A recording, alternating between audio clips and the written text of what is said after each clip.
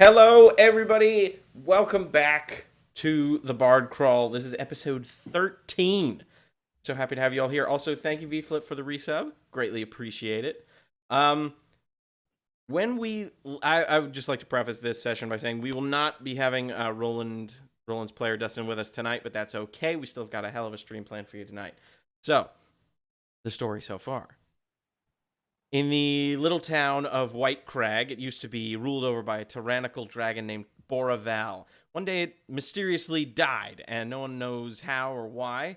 And its death caused this great ripple of wild magic to kind of like permeate the surrounding landscape. With the dragon's death, its treasure has remained pilfered, we'll say. It is no one knows where the treasure is, and the only clue our party got at a talent show that they were competing in. It was then stolen by a hag named Mother Madness, part of a coven that's sort of residing in the city. And also a ton of people with wild magic sorcery has started going missing. They realized that the two were linked, and they rescued the missing people, revealing a sort of connection between our very own Avigard and one of the missing children. They also killed Mother Madness, and learned sort of another piece of the puzzle to finding the treasure, which is a strange riddle that was translated by Meepo, who they then promptly assassinated. They then found their way back to the surface world after what they think is maybe a couple of days underground, and they found their way into the Council of Stars, which is the local sort of like mages guild. They bust through the door and are greeted by two stone statues of the Draconians, three young wizards pointing wands at them. And we'll just kind of zoom right in back there. You see these three, one of them is a human, one of them is an elf, and one of them is a tiefling. And they're just kind of holding their hands steady as if they've just got in a crazy fight, thus the Draconians being dead. Some of you who are a bit more perceptive, probably Anisoptera, you can see there is a similarly petrified stone statue of a smaller human wizard, kind of like stuck in stone. And so you get the sense that maybe some crazy shit happened here before you walked in. State your names and business, says one of the wizards. Well, sure. I'm Kerfaderk. I'm Avigard. Anisoptera, lovely to meet you. That's Roland, and that's Tiefling Boy. I have a name. Quiet, you. It seems as though we've stumbled upon something. What's going on? Are you working with the Draconians? These strange, and he gestures. He gestures towards the Oh goodness. Yes, thanks for the heads up, V-Flip. I'm not going to be doing that. He gestures towards one of the statues. He's like, "Are you with them?" Or are you with no, in fact, we killed a whole lot of those fuckers down in the cave where we came from. And their mistress, a hag named Mother Madness.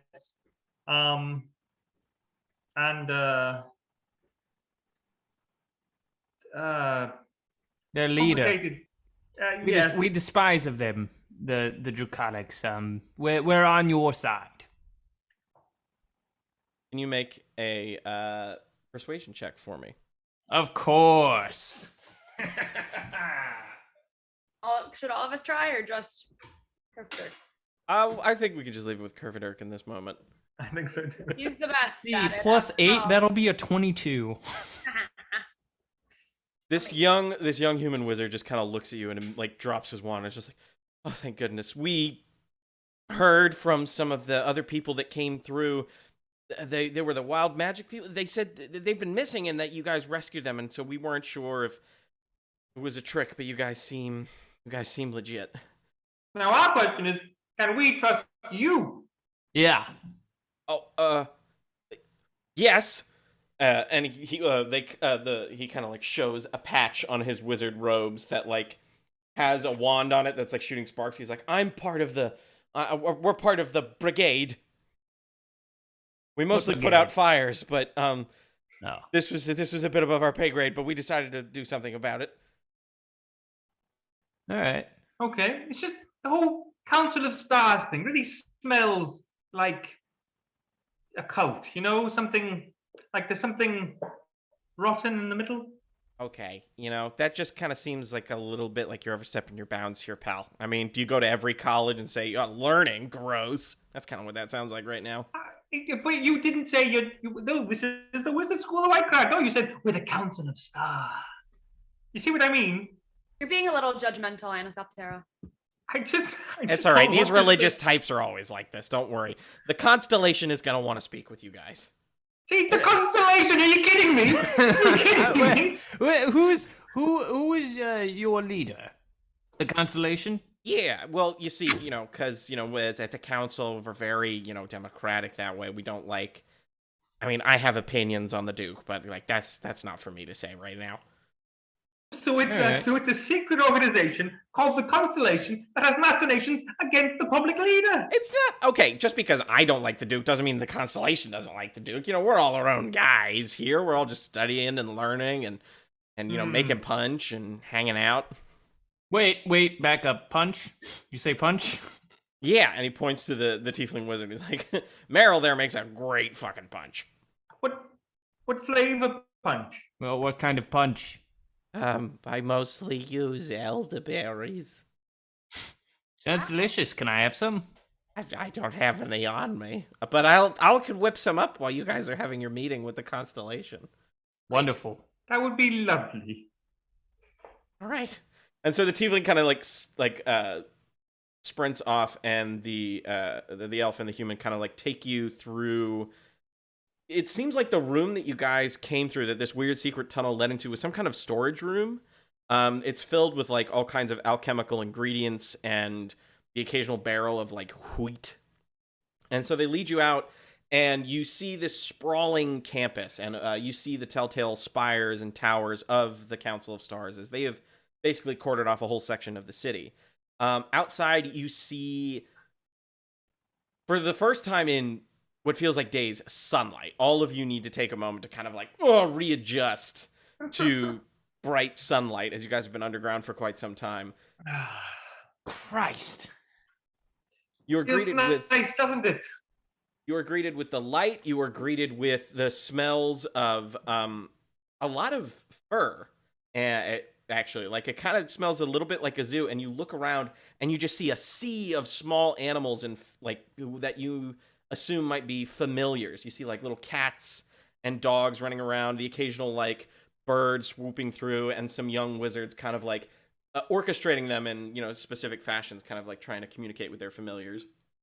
Oh, this is lovely, isn't it? Very nice. Look at all these young boys and girls learning magic. Oh yeah, now it's not a cult because they saw the kittens. Yeah.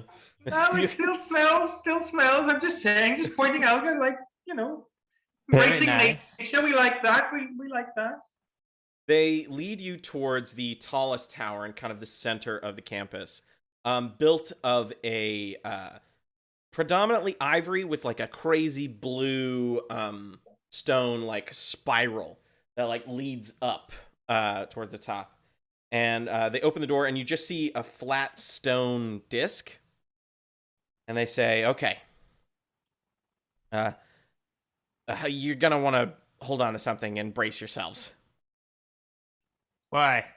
It's just, a lot of people, this part can be a little tricky for them on, their stomachs and such. Well, all right. Can we get a little more detail? It literally looks like you're just standing on a stone disc in the center of the tower. There's this marble floor that leads to this just cobblestone disc that's probably about 30 feet in diameter. Enough for all 5 of you, or all 6 of you, all 7 of you with Barani to just kind of stand on it. I sort of I stand like this, with my knees bent, so that nothing can knock me over. And the one wizard taps his wand on the stone disc. He kind of bends over to tap it, and the whole thing starts to levitate, and at a pretty incredible speed starts to just take you all the way towards the top of the tower, where you see another set of doors. Barani is floored just from the thing, and kind of sits up and is that was fun. Can we do it again? That was amazing. And yes, we can do it again. Can you take us back down? I am prepared to look after the small one, but I think you guys should go meet with the Constellation right now. Damn. All right. All right, come with me. I'll take you back to look at the pets and stuff. You just, like, as you guys open the doors and go through a small little hallway, you can kind of faintly hear Bronny saying, "No, I want to do this again. Fuck the animals." And so you just hear... How do we know we can trust that man who just took our Yeah, I'm not. I don't child like. companion away? Are we cool with that? No, can't I'm lose gonna any more follow NPCs. them. Okay, so you go back out and Bronny sees you and is like, "I don't think I can play on the disc anymore." Hey, Bronny, why don't you come with us? And I pull the other one close. And I'm like, listen here, creep. All right, you know what your fucking deal is? Walking around a campus looking for... Yeah, why don't you get the fuck out of here? Can you make an intimidation check? Wow. Of course I can. Intimidation. Kerfaderk, always looking out for the little ones. You love I don't Jungle? have anything for intimidation. Wait a sec, I have to do some... Okay. Considering words, bonus action,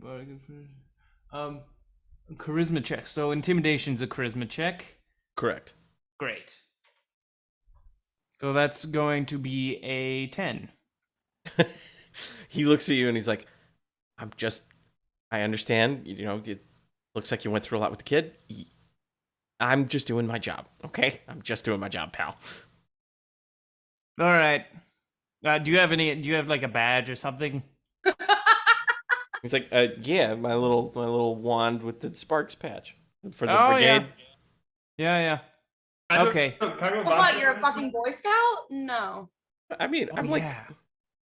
well, we try not to have too much metal around, because there are some crazy things people can do with metal. It's cloth, it's not, nobody can get hurt with that. Can I do a vibe check?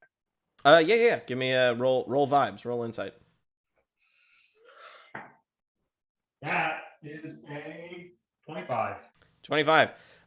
This elf is young for an elf, but probably old for the rest of you, probably leaning towards like their 60s or 70s. They seem genuine. They seem a little intimidated by the four of you, as you guys are like full kitted out in your adventuring gear, probably covered in dried blood, soot, etc. And so like they're putting up a facade that they're tough, but they're clearly intimidated by the group. And I don't smell It doesn't. evil machinations. No. You wouldn't get that vibe. At least not at this level. No, not from the brigade. They're basically just firefighters. Okay. I think as long as Birani feels safe, I think we're okay. All right, fine. Bronny, how you doing? I want to play on up and down. What is this called? We call it an elevator because it elevates us above the. And then like it starts going on a long tirade about elevators. Why can't he play on the elevator? Listen here. You're going to let him play on the elevator the whole time while we're gone. You're going to be using it, right? People are going to be going up and down. Yeah. Okay. Then just hang out in the elevator. Then you're right close. When we're done, it's perfect. Why you got to go somewhere else? Just stay right there. You're right. Just when it's needed, just why not? Okay. Fine. All right. So Barani's like, yes. And, as you guys step into the corridor, you just hear the elevator going down and him just going, whee! The final member. When you go down. The final member of the brigade, the human, takes you through this long corridor, and then he opens the doors, revealing a gorgeous, what seems to be a meeting room with a classic like King Arthur round table with sort of like jagged edges that you assume maybe gives it the appearance of a star. It's kind of hard to tell from the angle as you walk in. Sitting down at the table are three people. You see 6'2" high elf with pale skin, you assume from spending years inside a library, with straw-colored hair and straw-textured wisps of it over deep blue eyes, whilst an overly fluffy cat just kind of like cases on the table in front of him. You also see a withered, cyan-colored, single horn having tiefling that sits behind the counter, sort of like fiddling with a ring of keys. And then a halfling woman, kind of like, who you notice does not have a seat at the table, just kind of like running towards the high elf, with big blue two big robes with sort of like reddish black hair tied into a messy bun, kind of like fumbling around with a piece of parchment and placing it in front of the high elf. The high elf looks at the four of you and says, "Hello, I am Shelazar, and this is Melvor," and he gestures towards the cat. "Over here is Quinto," pointing at the tiefling. "I have been informed," as he kind of looks at the parchment, "that you are a group of adventurers who have recently saved a great deal of missing people from around the city. Is that correct?" How hot is this guy? He's definitely like an older guy, if that's your vibe, but like he's kept it. He keeps it tight a little bit, you know. He had like a hot voice. That's why I wondered. He's like, "Hello." All right. Fair enough. Hey there, good looking. Yes, that is us. We are the ones who have defeated Mother Madness, and now we come to you, in great peril and in search of answers. I see. I have some questions for you first that I would like to ask, if that's all right. Well, perhaps we go back and forth. You know, Sorry, can we go first? One for one. Questions, you know. Yeah, why don't we go back and forth? All right, you ask your question first. Okay. 1. What is your favorite color? And he looks at Avigard and Anisoptera. Is that a serious question? Seriously, yeah. We may as well get to know each other. We're going to spend this time together right now. Okay. I guess I appreciate that. My personal favorite color is blue.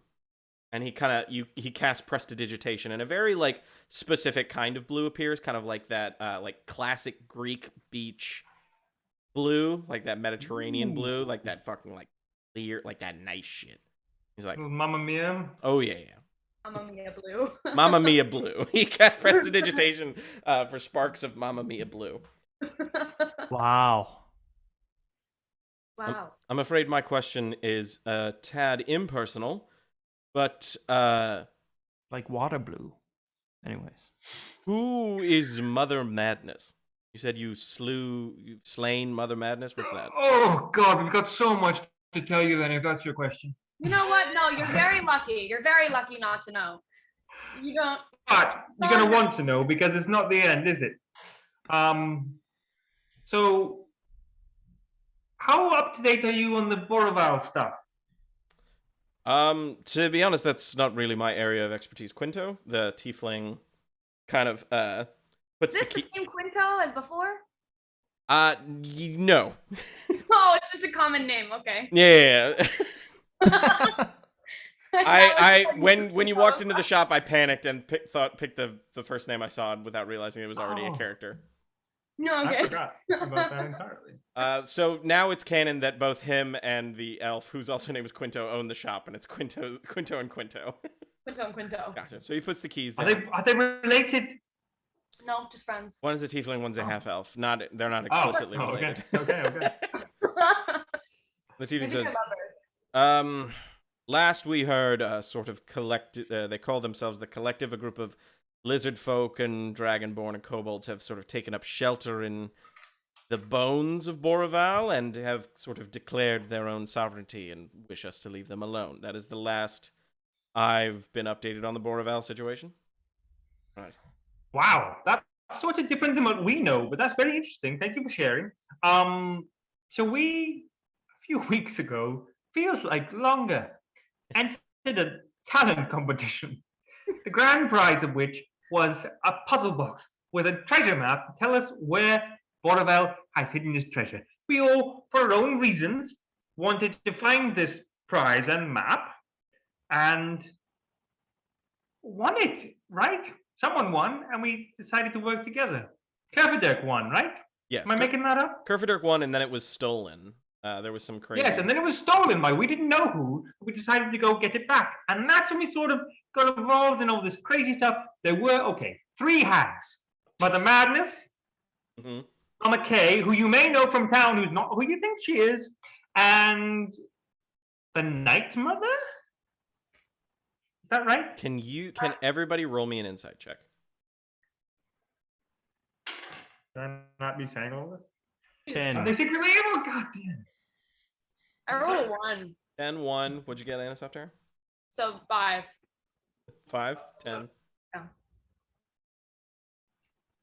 11. 11. Saying the name the Night Mother kind of like the room freezes a little bit as you carry on talking, but you swear you see the high elf Shelazar kind of exchange looks with his cat, of all people. And just kind of like looks at the cat when he says Night Mother, and then looks back at you and says, "Go on."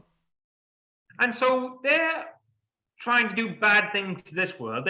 Mother Madness had rounded up all the children from this town that had developed, not children, people that developed the wild magic, and was feeding them to a tree or something. It was really weird and scary. And so we went in, we killed basically everyone she worked with. There's a complicated situation with a little lizard folk. What's Meepo again? What's Meepo? Kobold. Kobold. Yes, a complicated. We can talk more about that later. You can save another question for that. Ask about Meepo. We killed Mother Madness and prevented the tree shit. But I'm from the Feywild. Hiya. I served Titania.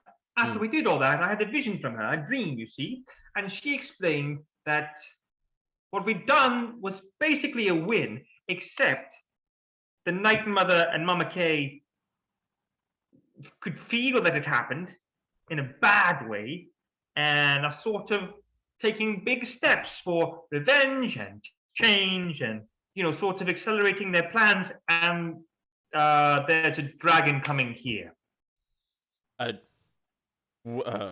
Also, we found a butt room. Several along the way. Okay.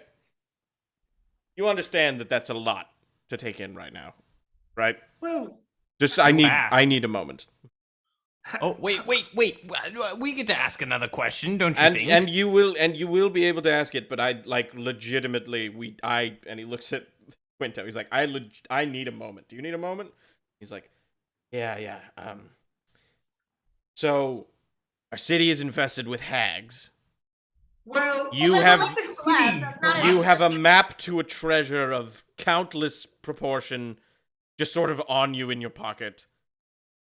And there's a dragon coming. I don't like this. Yeah, why are we telling them all this? Maybe we should have figured out if we could trust them. Yeah. Out of game, James is saying, yeah, that might have been like a good he just asked who Mother Madness was, and you're like, yo, here's the plot. Which is nice. It's nice to get I'll just kind of clear my throat and give a knowing look to Anisoptera, like, maybe you should shut the fuck up now. But by the way, we were just joking.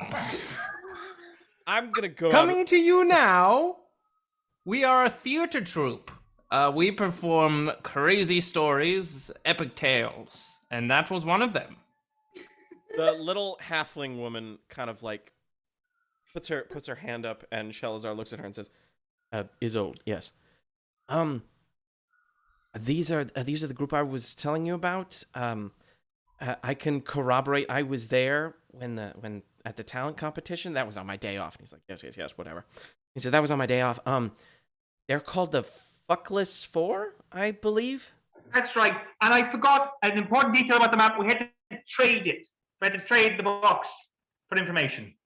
So that's what happened with that. So you don't have he kind of like puts his hand to his face. He's like, so you traded the key to endless riches for what exactly? To find out where the living beings from your town had been taken.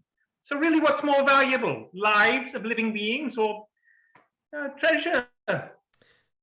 You're welcome.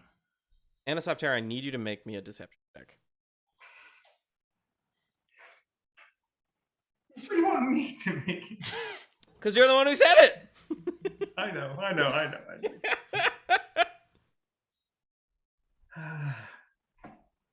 Oh my God. That doesn't sound good. You might want to inspire him. Oh, yeah. I don't cast know what Bardic Inspiration. What do I get? What does that mean? It's a D8. D8? Oh, well, that could help.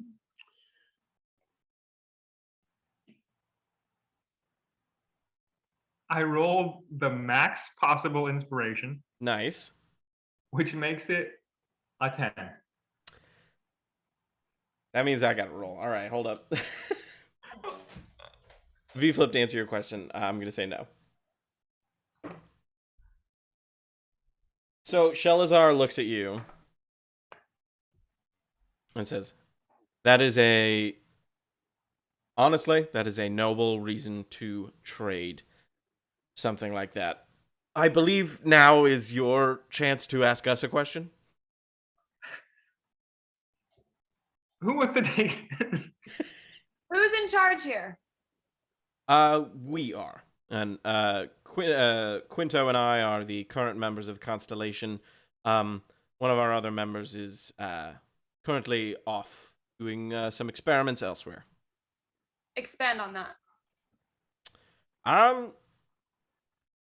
Marla is her name, and she is a master of transmutation and is trying to figure out if there is another way to use weather whale in a more common sense or something that can benefit the common folk.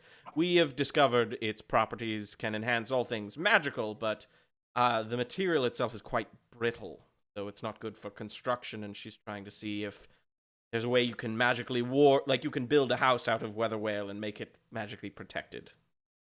I think that's, and he looks at Quinto, that's a heavy bastardization of the magic behind it, but that's the gist. Is there that much? Weather whale from the mine, absolutely.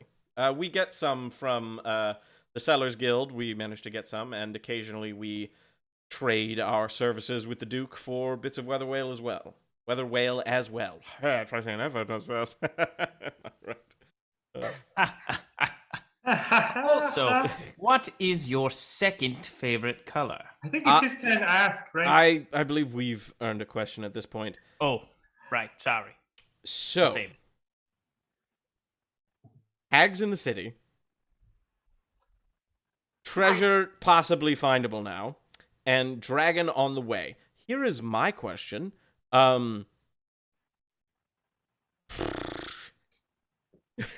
don't even know where to start. The dragon. There is a dragon coming. What kind of dragon? Here's the thing. In the dream, it was gold. But it had made some kind of deal with the hags. It's the vibe I got. And I think 2 months, is that, if I remember correctly, is how far away it was? A month to 2 months, yeah. A month to 2 months? So, I know I already asked my question. Permit me this follow-up. Is this from a dream? Dream's the wrong word. It is from a vision from my god, from Titania. Okay. That is elucidating. Thank you. I believe you have earned a question now. What were you asking, Kerfaderk? Oh, yeah. What is your second favorite color? My second favorite. I guess, to be honest, I've not really considered a second favorite. I do like purple, but that just feels like blue with extra steps. But Yeah. Purple's and obviously orange. And he gestures to the great big fucking cat on the table. He's like, obviously orange is up there, but I'm a little biased because of it. Can I do a vibe check on the cat? Certainly. What I'm trying to tell Mm-hmm. If it seems like this is a cat that is a familiar, or some kind of relationship that way, or if this is a being disguised as a cat.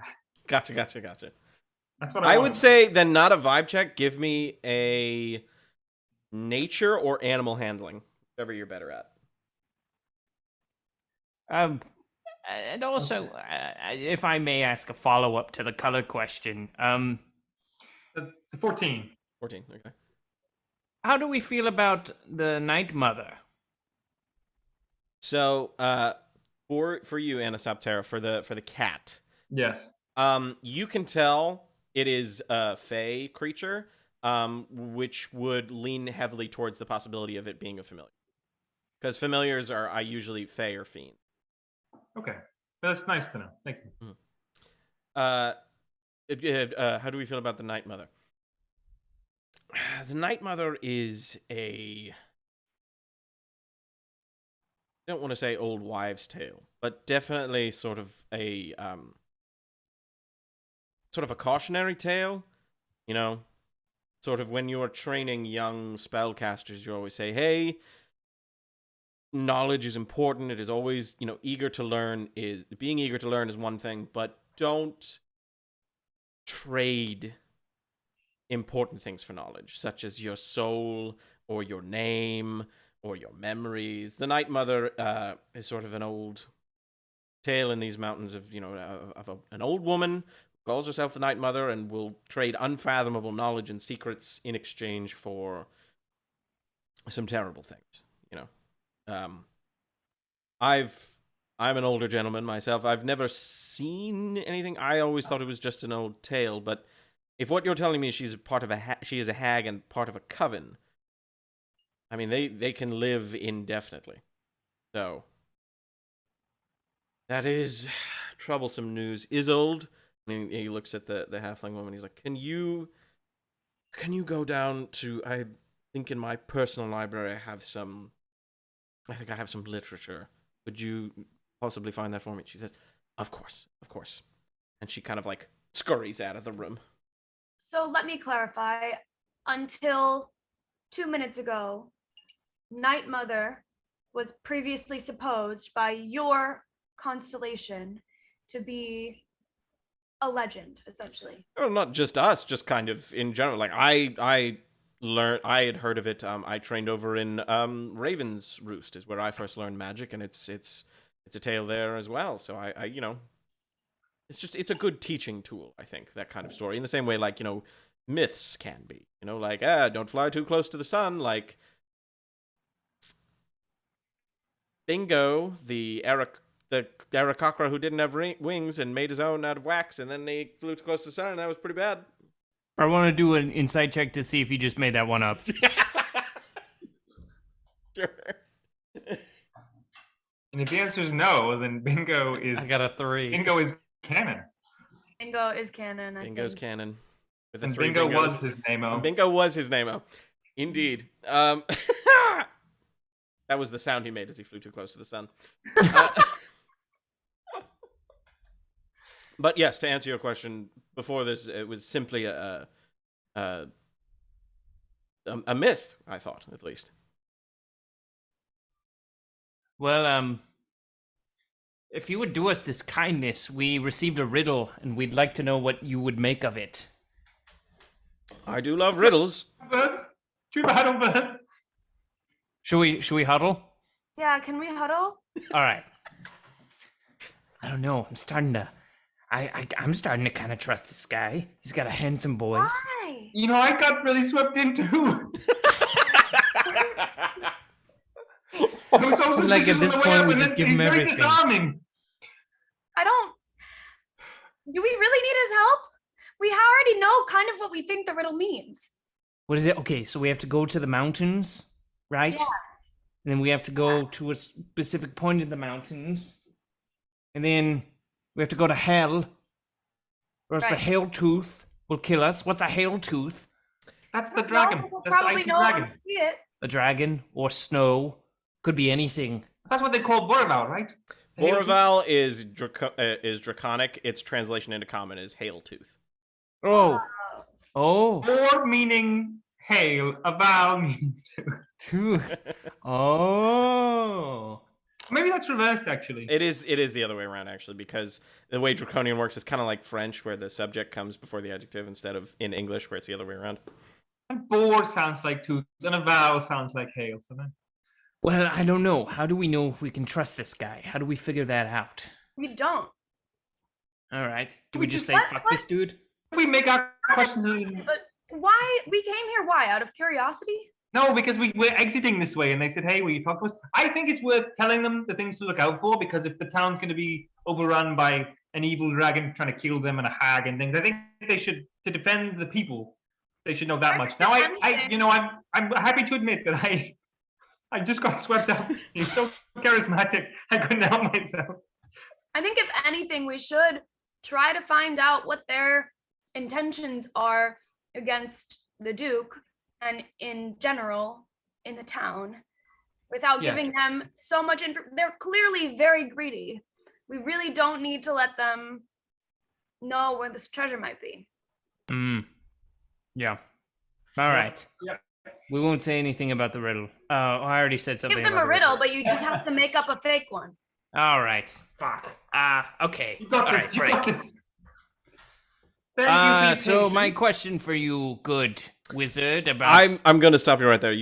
We've given you some leniency. You've asked us quite a few questions. We'd like to ask a question now, if that's all right. Oh, sure. If we're keeping score, sure. Yeah. So, you had a vision of a golden dragon that's going to be here in a month or two. Mhm. You traded the map, and Night Mother is real. And Mama Kay from town is secretly an evil hag.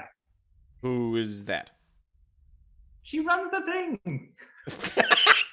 And I'll be completely honest with you, young fairy man. That means nothing to me. What is this organization to the town? I hold him back. I hold Anisoptera back. We will be asking the question. Where is the map now? You said you traded it. Who did you trade it to? I think that was. Don't remember, to be honest. We got very emotional there in the middle. Mama K. Mama Kay. Before we knew she was a hag, that was a misstep. So, okay. Rounding the bases once more, you gave Coven of Hags a dragon's treasure. I cannot. How long have you been in this town? How long? What's the relationship of the Council of Stars with the town? Would you say it's a relationship of caretaking, of stewardship? You didn't know there was a fucking hag living in your town, an evil hag, a triumvirate of evil hags connected to your town. People were kidnapped. You did nothing about it. You don't need to tell me who Do I can I trade about look- to, not you. That is the Duke's business. Do I look like the guards? Do we? No, we are scientists. We are thinkers here. We are not. I am not. I will not stand here and be. I almost said castrated, but that's not the word I meant. That's not what I'm looking for. I will not be chastised. There we go. By you. I appreciate all that you have taught us and all that you have told us, and we will keep that into account. I have one final question, and then you may go. Why here? How did you end up in the Council of Stars? You said you killed. Was one of the hags in the council? Were they in the campus? What happened? Well, to Go ahead. answer your question succinctly, we ended up in the Council of Stars because we wanted to know where to find a bunch of nerds. And looks like we found them. A bunch of fucking nerds. And to answer your question, literally, we killed this evil hag, saved your townspeople, and we're trying to find a way out, and literally follow a cave out where there were fucking stacks of weather whale, let me say two, big piles of weather whale, out, followed this one line of a cave, out into the Council of Stars. and ran It into your made that brigade. sound too while we were walking. It was very alarming. Exactly. Constantly, the whole way. An hour. Well, maybe there's something really fucked up in your council. Yeah. And then we got to the door, and it said, follow this path if you want to see a bunch of fucking nerds. I appreciate your candor. You may go. All right. This went well. They stand up in a sort of like in unison, and the cat kind of like rolls over onto its back. And clearly Shelazar is trying to be serious, but like really wants to pet the cat's tummy right now. But he just kind of like gestures that the four of you leave. Can I do a final vibe check on them just to see, like, did they really not know this stuff? Did they really not seem evil? Sure, yeah. Give me the vibes. Check the vibes, dog. Ah, fucking did. I will say this. That becomes an 8. It is reasonable to assume that wizards of their rank and stature might know magic to conceal their feelings and their moods and such. Or at least that's what you get with an 8. They didn't seem to be concealing much. Avigard's like, what? Well, we don't need their help anyways. Let's go. We didn't need their help in the first place. Let's go gather the tiefling boy and let's go into town and have a much deserved night of rest. Sure. As you guys, I'm still confused about what it means to be a council of stars. Well, let's drink some of that Kool-Aid and see how that feels. Doesn't Where's the seem Kool-Aid like they're man? getting a whole lot done. Oh, the punch! I forgot about the punch. Yeah, where is Really? the Kool-Aid Nothing? man? I thought council of stars meant, like, you know, keeping the town good. so Not sure. Oh, you're saying you guys go down the corridor and await for the elevator to come back up. It does in about a minute or so, and you see the elf has clearly kind of like lost their luster, but Barani's still like, yeah. But next to them is the tiefling who is like holding several glasses of punch, and then sees you guys and is like, oh, here you go. Here's the elderberry punch that you guys seem so interested in. How did the meeting go? I've never actually been with the Constellation before. You're a bunch of fucking posers. Bunch of posers. Also, thank you for the Kool-Aid. Oh my yeah. gosh, this is so delicious. That's so nice of you. Thanks. It's an old family recipe. I came here to learn how to like sort of infuse more flavors. I'm like here, and they cast prestidigitation, Kerfaderk, on your punch. Whoa. I try it. What does it taste like? Tastes like piss. Young man. It's not very nice to say mean things about the Constellation. I'm sorry, that was a bit much. I had to. no, it's okay. That's Kerfaderk's favorite. I thoroughly enjoyed it. Oh no. And I would like more if you have any. Well, it should still taste like I'm gonna go. Wait, before he goes, can I roll to see if I can sneak behind him and get on all fours like a table to see if he'll trip over me? Make a stealth check, I guess. We'll see the DC is 11. Nice, 18. So they turn around, you somehow are behind them, and they're just like, whoa! They fall onto the stone disc. Which then like startles the elf, who just kind of triggers it, and then all of you are like plummeting down. Jesus Christ! Well, that was funny, but I do want some more of that piss Kool-Aid. And you're gonna have to pay for it. Fine. I give him 10 gold pieces. Wait, Avigard, can I have 10 of my gold pieces? You can have 2 of your gold pieces. Okay. What will 2 gold pieces get me? Some more punch. Honestly, like, here you go. I'll give you 2 more glasses of punch. Thank you very much. Oh, yeah.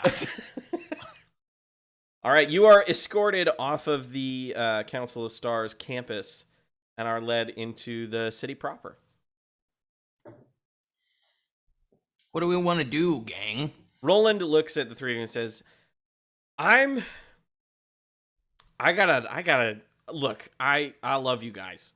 But that was a stressful couple of days, and I need some serious R&R. So I'm gonna go and I'm gonna talk to like a priest.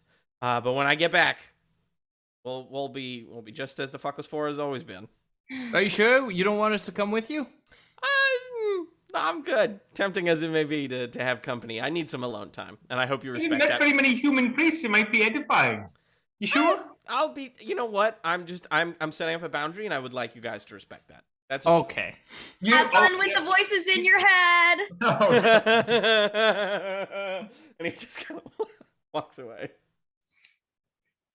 Fighting the urge to follow him secretly. All right. See, you know what I'm fighting the urge to do? What? Say it. The Fae, we're creatures of whimsy, and I just feel like, You gotta get your rocks off. Just do it. Like, you don't have to bring us. pulling pranks all over the Council of Stars campus, just Oh, just some old school Fuck yeah. shenanigans. You know what would make that more fun? what? What? If we went back and got some of those mushrooms. Let's fucking go. Let's get fucking crazy, you guys. It's a Wow. college campus. Who are they gonna think? The three adventurer adults or the fucking students? We're great. All right, we're gonna get some mushrooms. We're gonna buy some toilet paper. Yes, that's good. What else is essential? Maybe a couple of eggs. Eggs? Big what else? eggs. The biggest eggs we can find. Yes, biggest giant eggs. Fine. Dragon eggs. Oh, whoa. If we can find some dragon eggs, we should have enough money to buy some dragon eggs, don't you think? I will say idea. dragon eggs are going to be incredibly hard to come by, as dragons are not very keen to share those. You could probably find some pretty intense ostrich eggs or griffin eggs, though. All right, let's split up. I can go find some eggs. Avigard, you want to go find some toilet paper? Yeah, sure. and Anisoptera. I'll go in the woods and look for some mushrooms. Perfect. All right. All right, we'll start with Avigard. Avigard. Young Bronny looks at you. He's like, we can do two birds, one stone. I would love to go home. And I know Dad has toilet paper. Yeah, but you see, that would require me to see your dad. What's wrong with that? It's just been a minute. I don't even know if he'll recognize me. How Of about course he'll recognize you. What are you talking about? Mm. I know what we'll do. I know what we'll do. Okay. I need to run a couple of errands. So I'll walk you by your house. You say hi, let everyone know you're alive, and then grab some toilet paper and set as much of it as you can outside the door, and I'll come and get it. Okay. Yeah. Great. Okay. And Okay. so you walk through the Southern District, and as you approach, sort of, Carmitho lives in, like, he works as a blacksmith, and, like, his house is, like, adjacent to it. And so, as you approach Maria One Arms, you hear the, like, telltale clanging of iron and steel, and Borani is, like, holding your hand, but, like, vibrating with excitement, as just, like, he hasn't been home in months.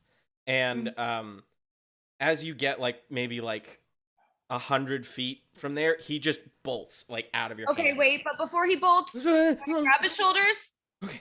I'm gonna take out 2 gold coins, and I'm gonna say, this is gonna sound really suspicious, Okay. but do not tell your father that I found you.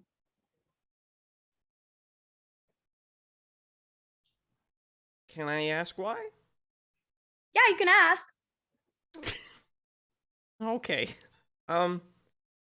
Okay, I'm gonna put the toilet paper on the southern. I know what south is. I'm young, but I know what south is. I'm gonna put it on the southern window, and I'm gonna leave it open Great. for you.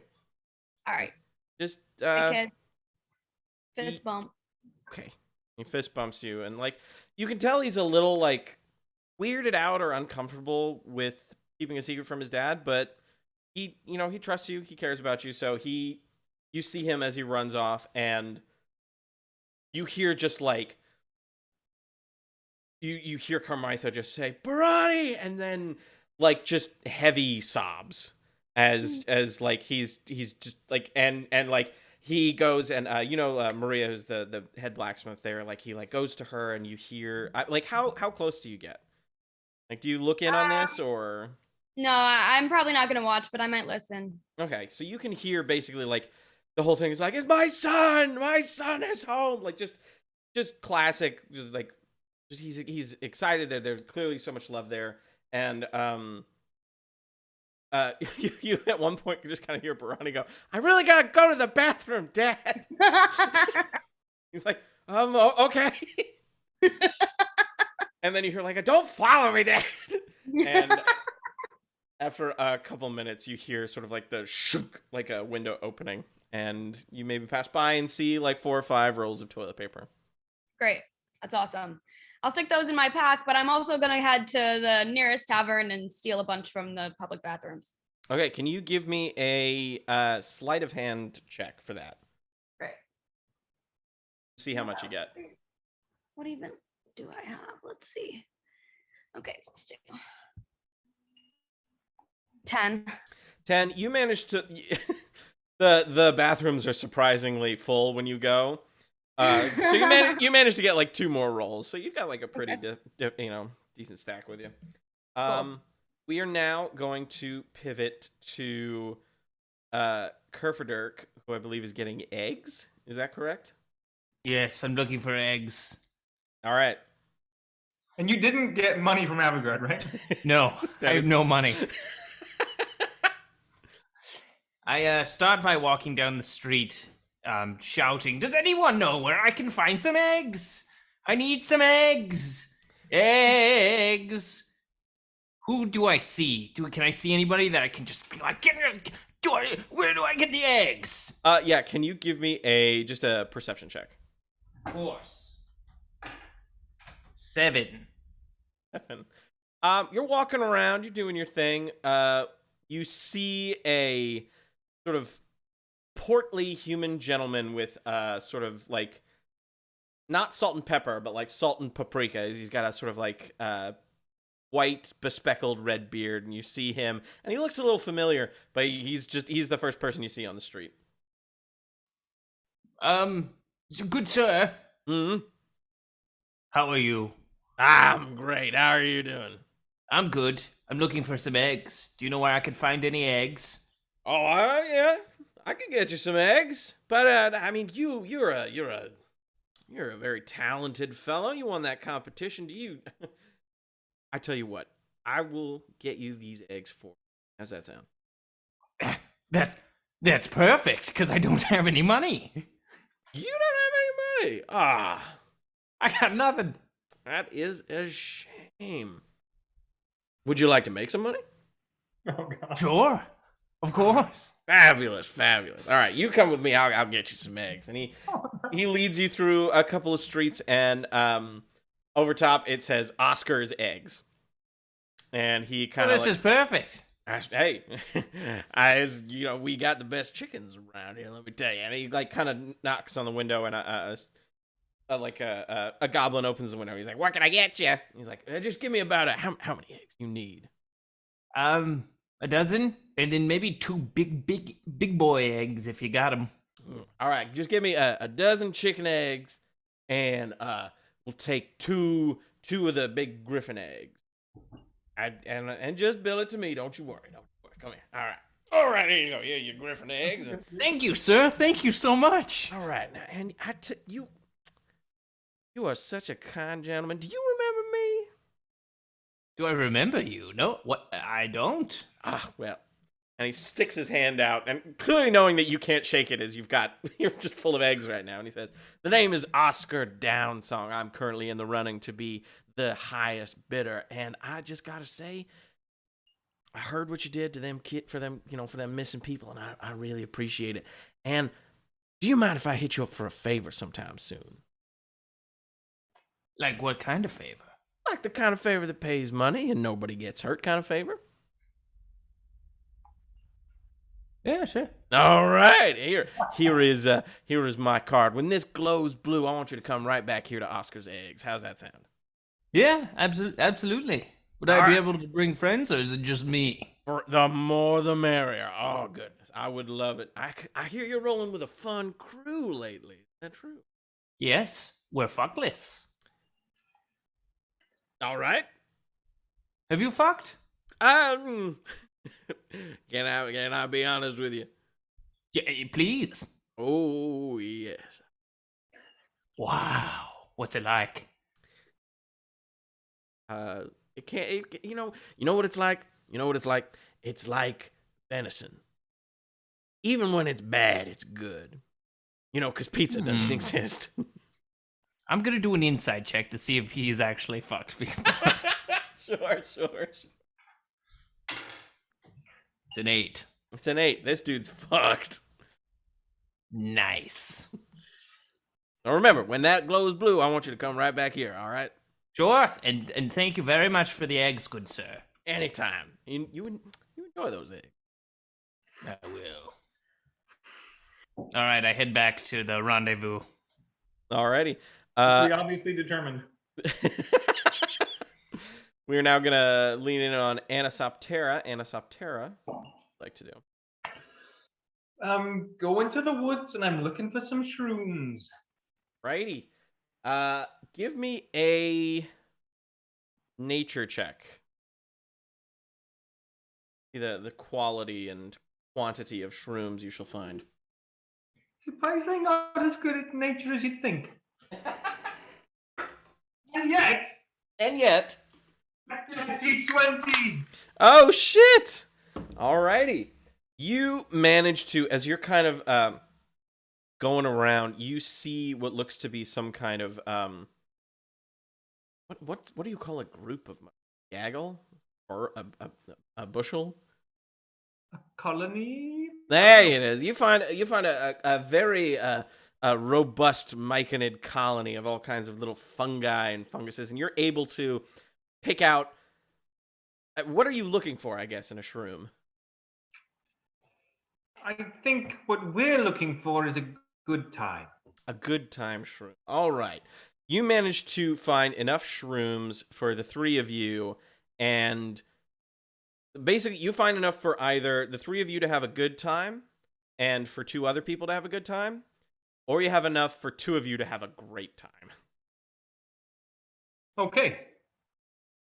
Great. So, 5 people can have a good time, or 2 people can have a great time. Cool. Now, there were going to be complications, but you rolled really high, so you're good. You have a successful outing. Love it. Alrighty, you all. Can I actually, on the way back, Yeah, on the way yeah. to our rendezvous point, can I sort of go by way of the Council of Stars? I assume our rendezvous point is near it. Sure. And go up to the most, just the coolest looking person I can find. Yeah, give me an insight check. 25. 25. All right. You kind of really high on the important stuff. You buzz over the quad and you see a couple contenders. I would say with a roll that high. You see there is a dwarf with sort of like a very patchy beard, probably a young dwarf, kind of like playing a guitar and singing Splendor Fence. And then you see another one you see is you see a gnome with tech decks. I couldn't think of a different of an alternate name for tech decks. He's just fucking with that. Okay. And you see a tiefling who's clearly got some kind of rolled cigarette kind of wrapped in their tail that they'll talk to someone and then the tail will come up. So you got 3 cool contenders. Oh.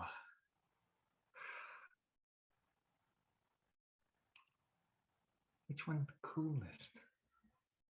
I feel like it's gotta be. Does the bard's not as good as Kerfaderk? Oh no, clearly not. It's the one song he knows. So he's out. Okay. I go up to the tiefling. That's obvious level of cool, even to me. Casually leaning up against the wall, the tail kind of like flicks in front with the cigarette. What's up? Hiya. My name's Anisoptera of the Feywild. Quick question for you. What would you say are the 3 essential experiences of a young member of the Council of Stars? What is this, a pop quiz? It's more of a research project. Ah, all right. Kind of flick the cigarette. I would say number 1, geometry, man. Like, you got to know your geometry. Like, listen, I know a lot of people are all about them Euclidean physics, but like, just go to the roots with me, man. It's all about that geometry. This number 2 is you're not a member of the Council of Stars until you've streaked under, during Twilight. Like, that's classic. I know it's a real pivot from geometry to streaking, but I just realized what you were actually asking me. Number 3, I mean, we don't get to go off campus for a lot of keggers. This is a dry campus. But if you can make your way out to the Poison Pen, or what's the other one called? I know you say. Or the Blind Yeti, then yeah. I've been to the Poison Pen. I've done the Blind Yeti, so I'm looking for something more local. More local than the Poison Pen and the Blind Yeti? I know you say you're a dry campus, but really, between friends, there's. Well, there used to be this place. It got shut down. It was called the Yellow Door. And it was right in the old district. And it was called that because, like, back when the town was first made, I'm a history buff, which is why I know this. I can tell.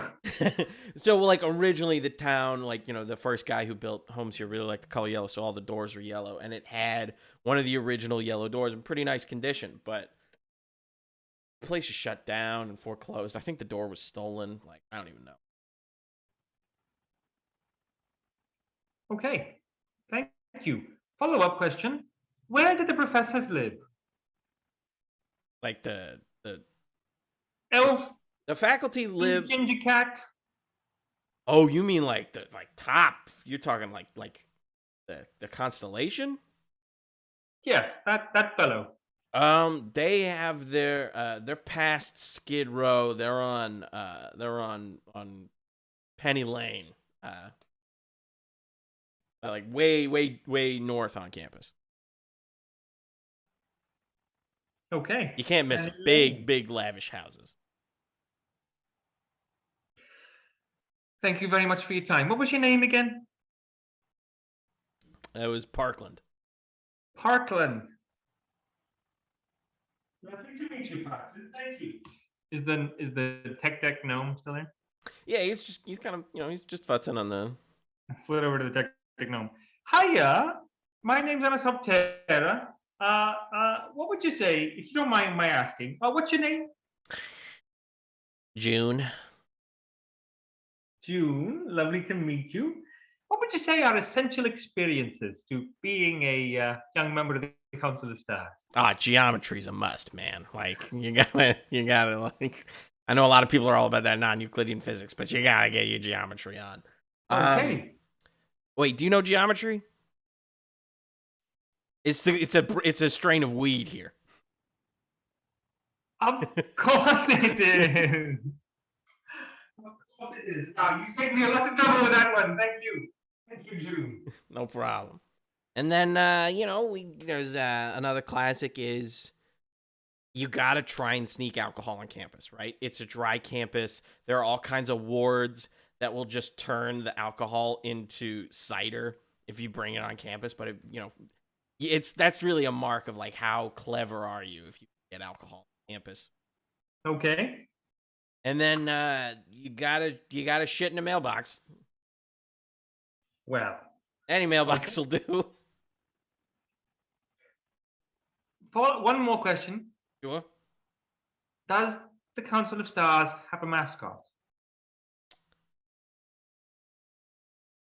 Yes. And it's Clark the Constellation. Clark the Constellation. Yeah. Okay. And is there a rival school? There's the Spire over in First Light, but they're not like but yeah. But that's like a couple thousand leagues away. Okay. Well, thank you. There's also, I mean, if you're looking for something local, there's there's Mark's Magic Tricks and Sundry Store, like, a couple blocks from here. But this is the big leagues. Okay. And does Clark live somewhere? The mascot? Oh, it's an Yeah. it's an amorphous consciousness that gets summoned for every wizard ball game. So I assume it lives in some sort of pocket dimension. Yeah, some kind of crazy plane. I don't know. I don't really do sports. I'm too cool for that. I see. Thank you very much, June. And I headed Anytime. around rendezvous point. All right, you all rendezvous. We are going to take a quick 5. Don't go nowhere. We're probably going to play some ads during the break. Don't worry, that's totally normal. We will see you guys in 5 minutes.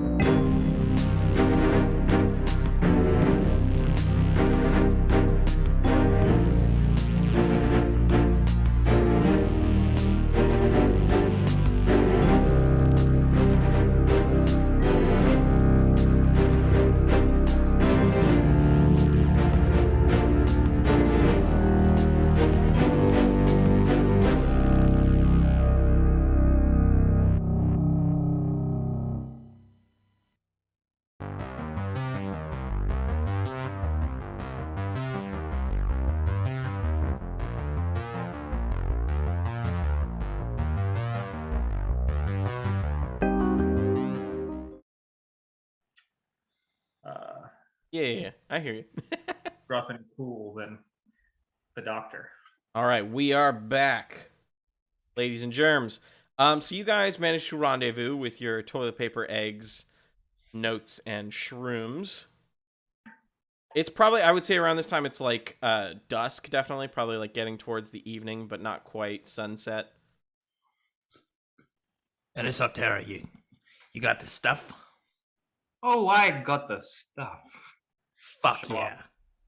Well, I discovered. Also, I looked for some hot tips about the sorts of things that people like to do for fun around here. Oh, We talked sweet. about this thing called geometry. Have you heard of geometry? Sure. Like math? See, I had no idea what they were talking about, and then someone else said it was a drug. So that's interesting. Good. Also, streaking. Streaking. That's a classic, they said. All right. I do that in my sleep. The yellow Problem. door, which that's part of the riddle, right? What'd you say? The yellow door. I asked. Oh, where- yes, that is part of the riddle. I Yeah, asked that's... where the best place to like party was, and they said, "Oh, you could go off campus to the Blind Yeti or the Poison Pen, one of which we went to, right? Mm-hmm. Both of them. We went to both of them. That's what we did, and they said the yellow door used to be the hip spot, but I thought the yellow door was somewhere else. Well, I thought it wasn't in town, but I guess it's in town. because So part and of the now we riddle, know- we have to learn the words to get into the yellow door. So, yes. Well, I wonder if there's a correlation there. it's in town. For some reason, I thought it wasn't, but it is. So that's good to know. All right. The, Great. Avigard? Oh, sorry. oh no, you're. If we wanted to prank Stuffy Pants with the orange cat, he lives on Penny Lane. Oh, I know Penny Lane. You do? Yeah, In my ears of and in my course. heart. They have bars showing photographs and...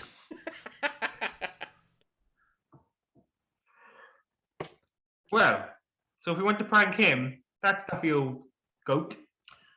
Well, yes. Well, Avigard, you have toilet paper, I gather.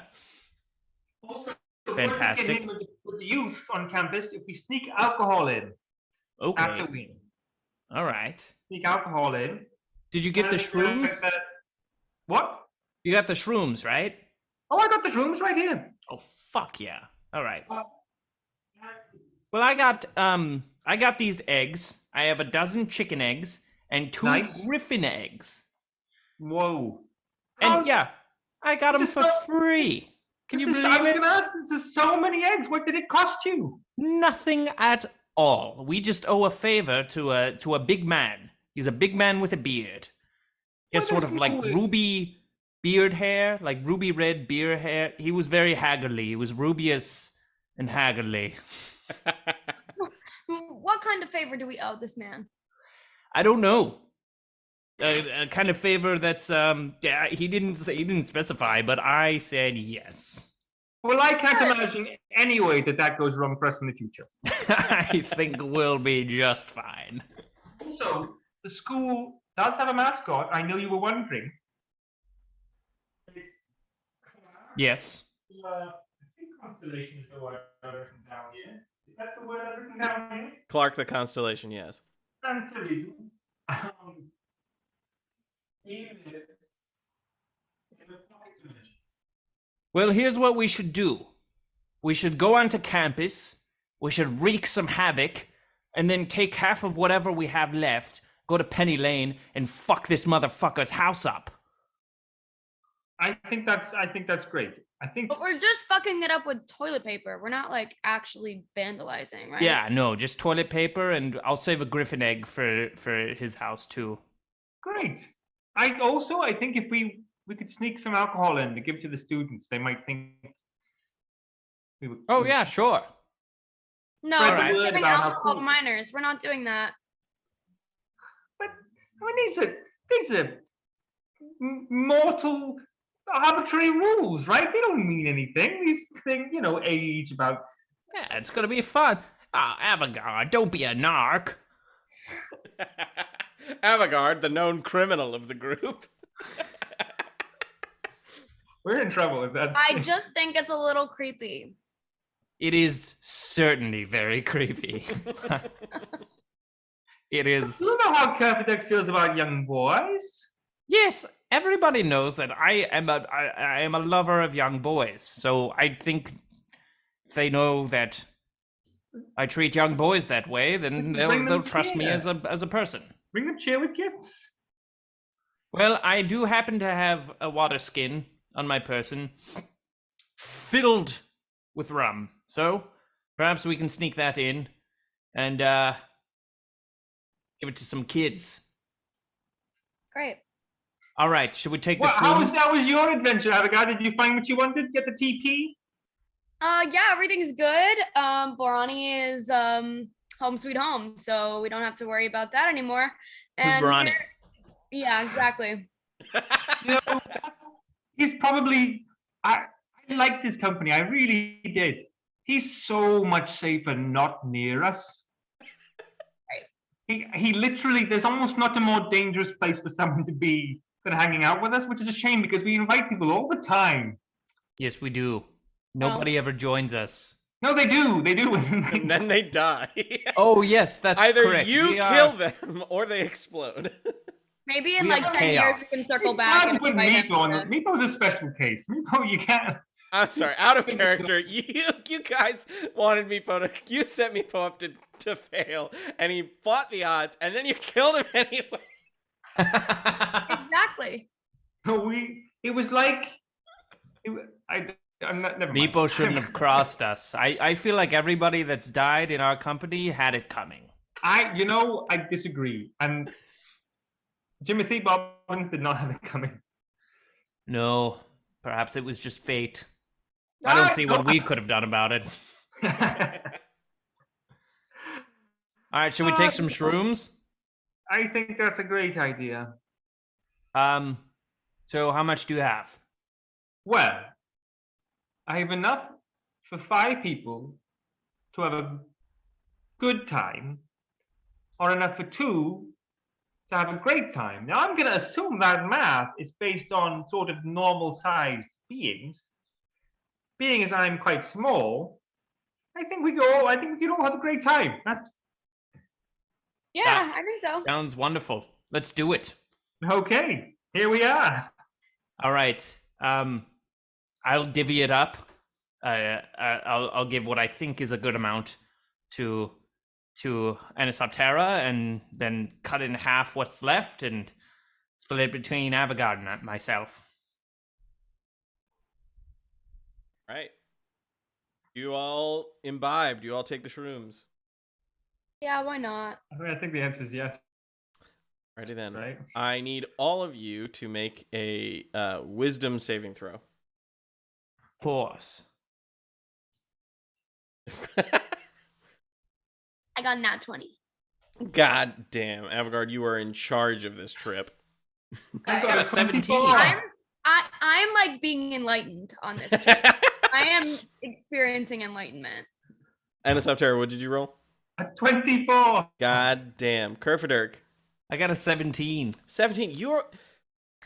This evening, y'all have an amazing trip. And because of it, you will all get 3 points of inspiration for this trip. What that means is, A reroll? if at any point you make a check, you can add a D6 to it to improve it. So if you're like, I got a 14, but I think I can do better, or you're like, I got an 8, I need to do better, then you got 3 D6s that you can use, and that's not including Kerfaderk's his own inspiration. This is just the stuff for me from the trip. So Incredible. I would say it probably takes about. These are really good shrooms that Anisoptera got, so it comes in waves, obviously, but you immediately start to feel the tingles after taking the mushrooms. You don't see tracers or anything that intense right away, but you're feeling all warm and cuddly inside. How do what do you guys do? What do we do first? You guys think if I put my hand on my belly, it would melt into my belly? Hey, Kerfaderk, Yeah. you think somewhere in the Council of Stars they have a butt room? I bet they do. They must, right? Somewhere. I bet it's the most magical butt room you've ever seen. Literally, it's got to be, right? There's no way those nerds have a butt room. There's only one way to find out. Well, All right. probably lots of ways to find out, but we're going to figure it out. Let's go. Let's go fuck up this campus and then find the butt room. Can we, as we enter campus, can I do a quick scan to see if I know, my good friend, Scotland, You said half of that away from your screen, so I have no idea what you said.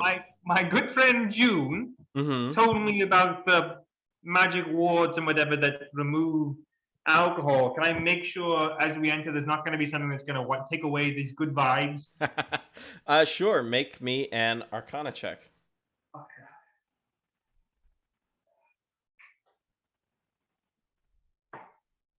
Yeah, it's a natural one. It's a natural 1. Here's what I'll do. Yeah. I assume that means I don't get a read on anything. Yeah, Yeah. but don't you have a reroll? We have inspiration. I think I just get +6, right? It's just you roll a d6. You could Roll use a all D6. 3 at once if you want, but Does he still have bardic inspiration? You know, you can give it to him. This is we're just having fun, right? In a little space we're going to enter through. What is that? Where are we going to go in? Are we hopping a fence? Are we going through an open gate? I assume that you guys, as you have many shenanigans to perform, that you go in through sort of like a sideway and you hop a fence. Yeah. Okay. Question for the group before I do a thing. Hopefully it doesn't set off an alarm. I'm afraid of a little ward or something taking away the vibes. I could dispel magic. Yeah, do it. A little sector. Do you think that's going to put off alarms or cause trouble? Is No, it'll be fine. We'll throw eggs at them if they come at there a us. way that goes bad, or should I just do it? Do it. Just run. What's the big deal? Do it. I lost you. Where'd you go? Ah! Oh yeah, you are frozen. No. No. Avigard. Avigard. See, I can't see you. I'm frozen? Oh, all right. No, you're fine. I was. Anisoptera was frozen. Sorry, I went off on my own for a minute. Is there a way that goes bad, or should I go ahead and do it? I say do it. Great. Little section of wall here. I cast a spell magic. Right. How does Anisoptera cast a spell magic? What does it look like? It looks like a gust of green wind with little leaf debris in it that just whoosh, in a wave of like fairy powder. You guys watch as Anisoptera clutches his symbol of Titania and puts his hands together. Excuse me. And an exhale, and a load of sort of like green wind sort of erupts out, leaves and twine that kind of like stick to the wall, turning the wall temporarily green, and then fades back to the normal gray cobblestone. Wow. The ward that Don't was know there if has it's been. anything, but let's hope we're good. Okay. Flying over the wall. Yeah, I crawl over the wall. Yep. All right, all 3 of you are incredibly physically fit, so you all make your way over the wall, no problem. It seems that whatever ward was there has been dispelled, and you have no issue. And there's no way that leaves the campus open. This will never come back up. Never. Let's go to the center square where we first saw all of the young wizards and witches and all the magic folk, and let's fucking go crazy. All right, so Okay. you make your way to the quad. Yes, to the quad. Then I take a giant griffin egg and I what's the most like prominent looking building that's right. That's centers the quad. You see one building that's like School of Conjuration. You see one that's School of Illusion, and then you see a statue of a wizard, kind of like with his hand outstretched. Hey, think fast, you frickin' dork! And I chuck the griffin egg at the wizard, aiming for his head. All right, can you roll athletics for me, just to see how intense this gets? Ooh, that's an 8. That's an 8. You get like center chest. It the egg cracks and then hits the sort of pedestal that the statue is on, and that is where it breaks. It's kind of like he's got griffin egg yolk on his feet. Damn it. All right. I will say this: would you like to have used any of your inspiration? Yeah, for that I will. Okay. I got a D6. Ooh, that was a 6, so 14. 14. we In that make it a case, 14? you hit square chest and it just shatters, and there's like bits of shell as the yolk sort of like dribbles down his midsection. Take that, you pompous wizards. Now your mascot looks like an idiot. Feeling bold and lucky. So I'm going to wander around until I see a building or a room that looks particularly promising to root through and maybe loot or steal from. Sure. You kind of like you split off as they're out in the quad, and you go into the School of Conjuration, and you kind of like you look in, you see like some wizards are like working late on some projects. And you find one room that's labeled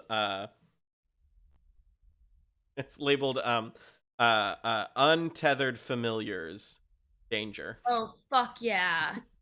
Definitely going in there.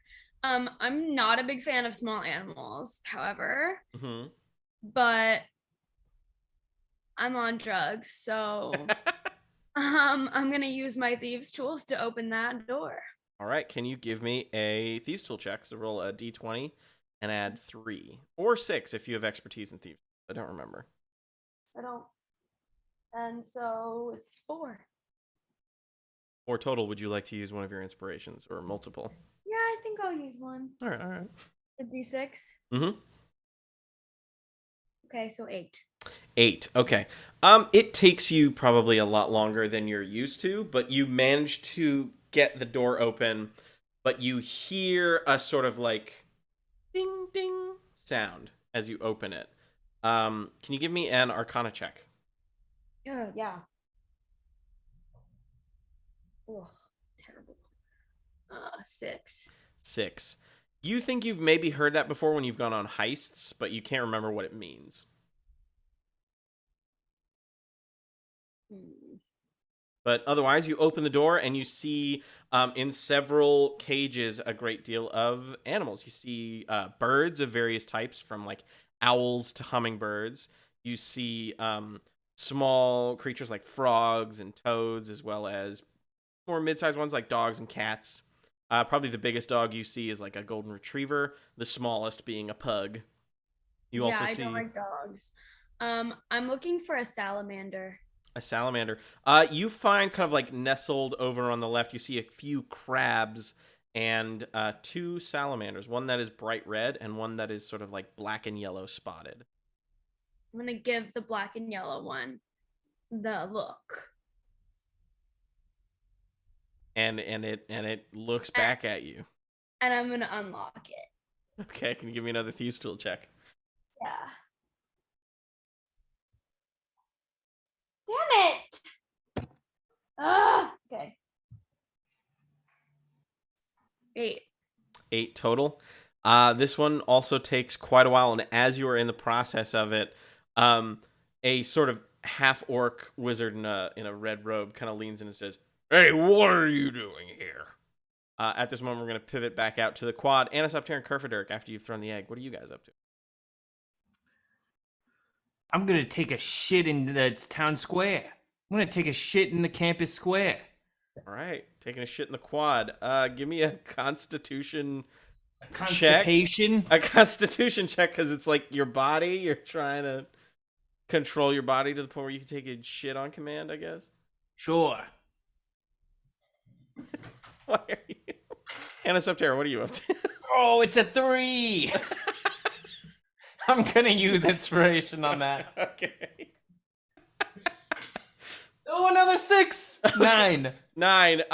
It takes you longer than you're comfortable. You kind of have to force it a little bit. Don't look, Anisoptera. Just go do something else. I'm not looking. I'm looking. I'm looking. Even if you're not looking, your eyes are so multifaceted that you can see. Just Did you see that? what? Good. Normally, I'm much quicker. I want to buzz around. What time of day is it? It's late, right? It's evening now. It's like probably close to like 9, 10 o'clock. Are there people around at all? Give me a perception check.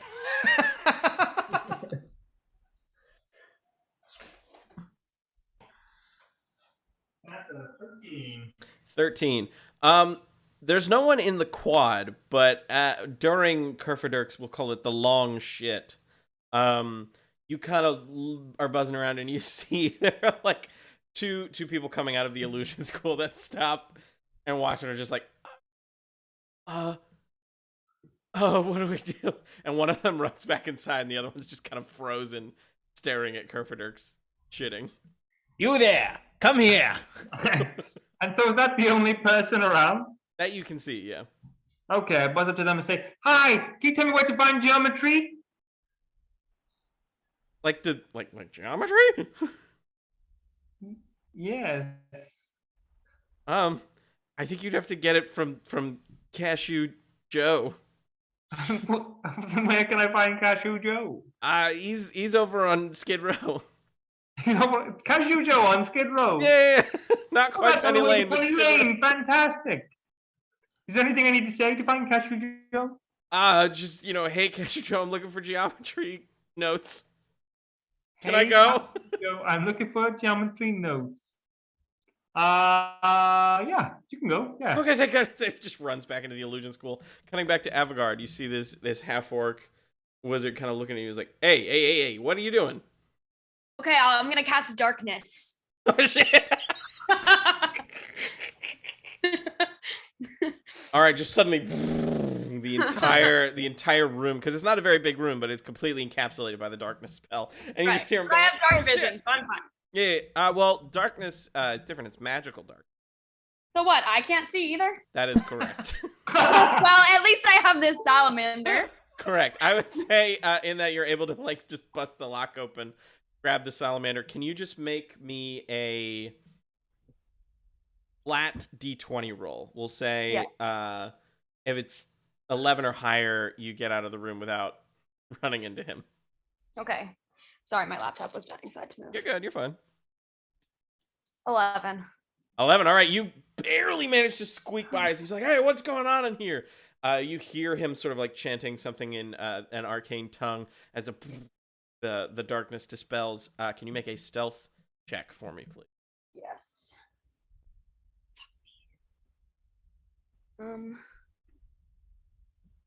6. Yeah. Yeah, I have one more inspiration. I mean, you can use it if you'd like. Okay, 10. 10. Okay. Still not great. He kind of like quickly, as you're sneaking towards the quad, he like looks around, and then turns and sees you and says, "Hey!" and starts running after you. I'm gonna run. Okay. Book it. All right, you manage to kind of like at both of y'all's pace. You bust out of the quad, onto the quad from the School of Conjuration, and the two of you just see Avigard just kind of like sprinting, salamander in hand, while being chased by like a 6-foot-tall half-orc in a red robe. You're like, "Hey, get back here!" You guys choose to do anything? Oh, we saw it? Yeah, the two of you see this. Oh, fuck. I chuck an egg at him. Hell yeah. All right, can you make an attack roll for me, just using dexterity and your proficiency bonus? Are we gonna enter combat right now? I don't know. We'll see.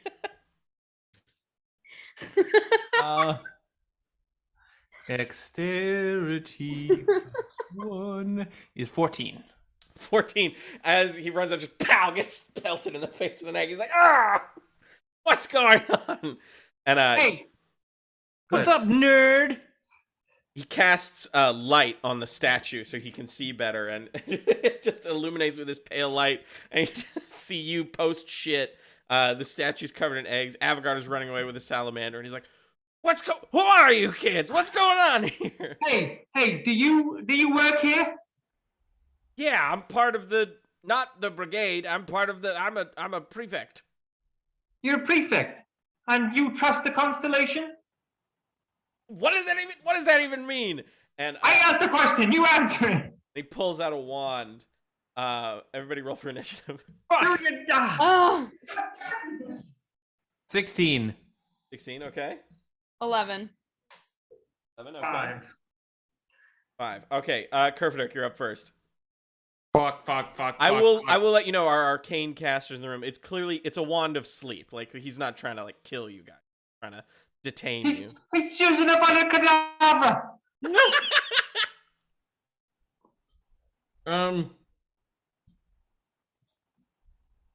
I'm just gonna cast Hold Person. Okay, so he has to make a wisdom save, correct?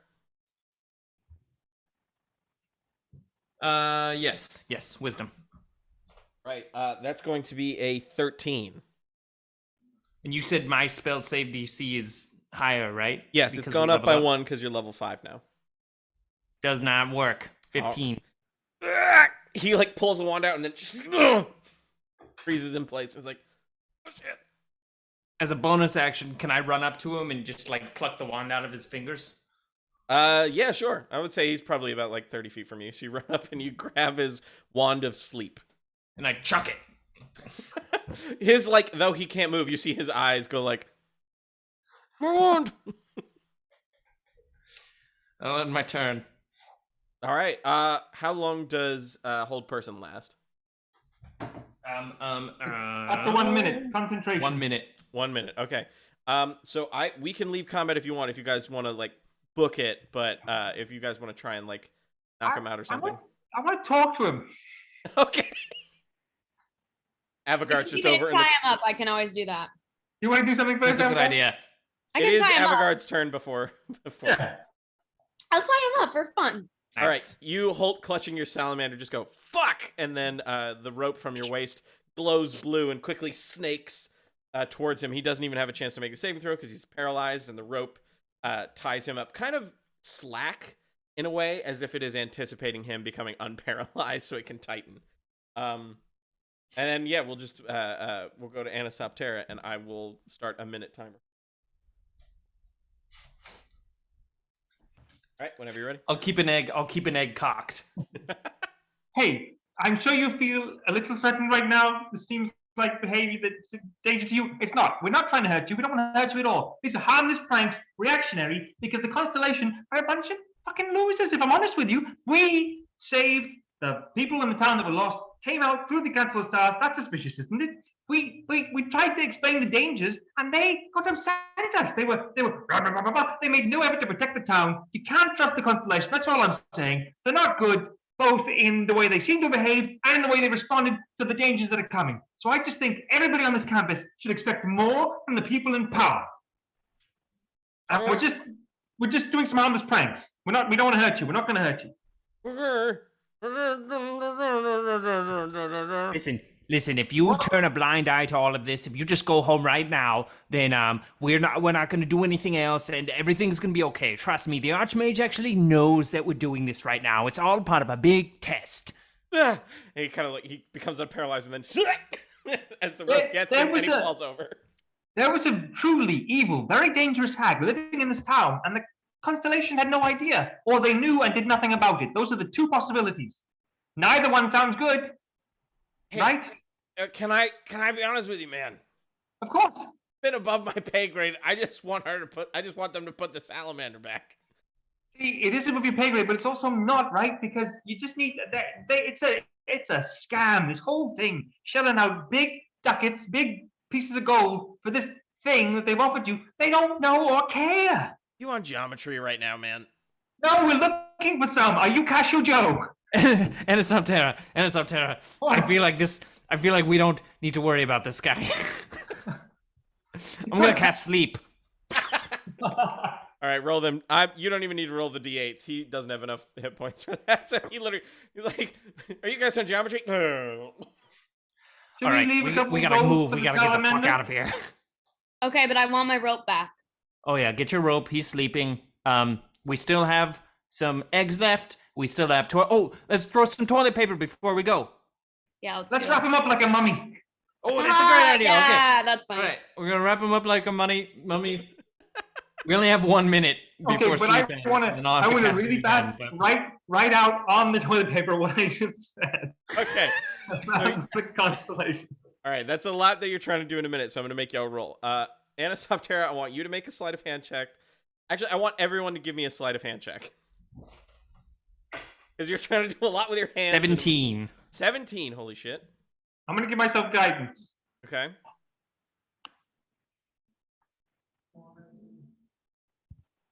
17. 2 17s. I had 15, but then 18. 17. All right, 2 17s and an 18. You guys managed to totally wrap this dude up like a mummy, and it just says across his chest everything that you said.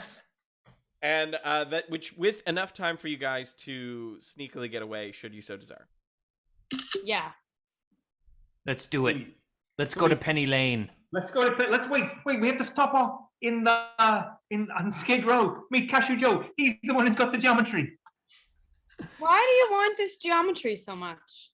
We're Because everyone- already on drugs. You know, if you ask a bunch of people for recommendations and there's one in common between the lot of them, it makes you think it's got to be pretty good, right? I believe it. All right, let's real quick stop by Skid Row, get some geometry, then we're gonna go to Penny Lane and use the rest of these eggs and toilet paper to embarrass everybody. Yes, on that man with the orange cat, whose name I can't remember. Salazar. Shalazar. Of course it is. What was the name of the guy who ran the magic store? His name was Quinto Shellatrax. Tracks. That's what I was. Whoa. He- If you remember, he is related to Shelazar. It's a little in-house, yeah. He was the handsome guy. His name? Oh. Remember? Oh wow, that makes so much sense. Okay, let's go to Skid Row. Wait, Let's do it. What did you say? Doesn't matter. All right, so you go to Skid Row. So it's pretty dark. You guys are bolting, and as you guys sort of run away from the scene of the crime, you just hear a what the. But you guys managed to get away from the quad, and probably after about like a good 5-10 minutes, find there's Frat Row, and then there's Skid Row, and you pass Skid Row, and it's a bunch of like really very very slumlord housing. You know, like clearly the landlord's not been. He's just like, yeah, there's a constant churn of students. I'm not going to pay that much money to update the housing all that much. What's his name? Today's your eviction day. No. That's like painted on one of the doors. You guys make your way through Skid Row. You see a couple of houses. Only one of them has. A couple of them have the lights on, but only one of them has the lights on, and you can hear like music coming from it. Is this Cashew Joe? Only one way to find out, except actually there's several. Should we just go through the front? I'm gonna run to the front door and bang on the door. Say, we don't have much time! Hang on. Suddenly the music cuts and you hear someone go, "Oh, it's probably the cops! Quick, hide the geometry!" Oh my god. The door opens and you see someone you probably haven't seen much before, a Fearbolg, which is a very tall, sort of like Feywild giant, right? So he's probably about like 10 feet tall. He kind of like leans under the door jamb. He's got like a real scraggly goatee, and he's like, we're just studying, officer." Listen, this is the police. We're off duty right now, but we know there's geometry here. And here's the deal. We're a little bit corrupt. If you give us a good deal of geometry, then we won't come back here when we're on duty and strike you down. Man, I always knew the feds were dirty, bro. Man, Is your name Cashew Joe? no, that's Cashew Joe. And the Firbolg points to a gnome, kind of like not playing Switch because that doesn't exist. Playing with what looks to be some sort of square piece of stone, and it's got knobs on it that he's fiddling with. Seemingly unfazed by the random police raid. Does this look like a party? Does it look like just people? It looks like there's a party here. You can tell there are some big sending stones that have been enchanted to play music. But like a lot of people are just like holding like red cups behind them. Not very. They're all inebriated, so like they're not hiding it very well. I hold out my hands. All right, give me the geometry. Kerfaderk, you think we have time to party with these guys a little bit? Well, yeah, I guess we do. Hey folks, as you were, we're going to party with you for a little bit. Just treat us like we're part of the normal crowd, all right? We're cool. Can you make a deception check for me, please? I mean, which part is he having to be deceptive about? The fact that he's 18. a cop. An 18.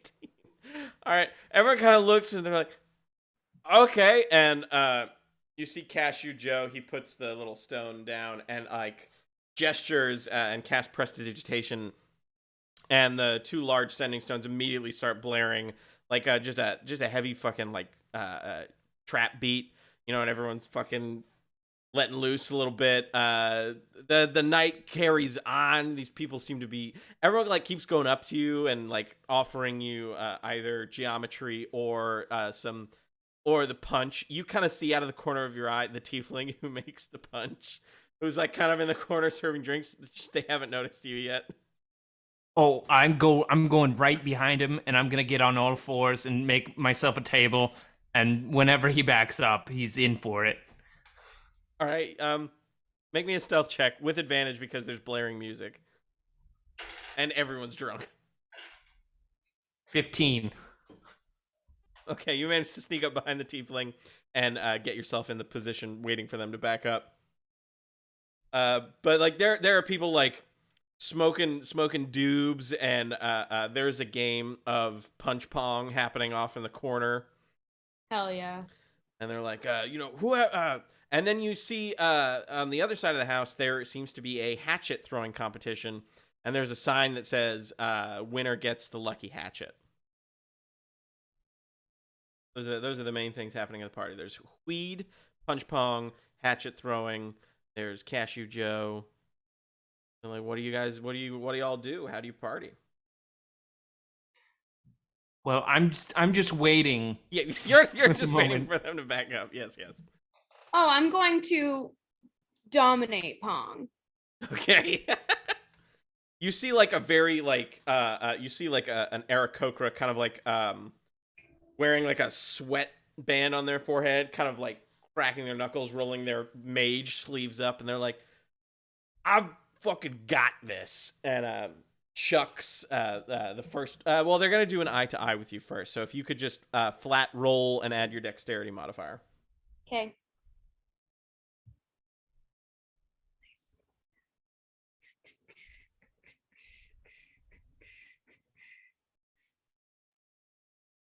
Nice. $19. 19. You sink the first one, no problem, which means you get to go first. So you've got three options. You can go for a straight shot, a trick shot, or bounce. A bounce means you get to a trick shot. All right. Great shot. I'm gonna just play it very cool. All right, then just roll and add your dexterity modifier. Okay. 22. 22. Holy shit. So you the first like couple of rounds going, you managed to get 3 in, no problem. And the Aarakocra is clearly like, oh shit, this person came to party. But you eventually finally miss one, and the Aarakocra gets to have their go. They are nowhere near as successful and managed to only sink 1. And they're kind of like, clearly like the crowd immediately kind of pivots to you. Like everyone is clearly shouting the Aarakocra's name and see you, and are like, oh shit. And he's trying to play it off. He's like, oh, it's just like beginner's luck, man. They just came to the table. The table's hot. You know, it's not them. So again, would you like to go for just straight shot, trick shot, or Let's do bounce trick shot? shot this time. All right. Roll and add sleight of hand. Okay. Not 20 again. Holy So 25. 25.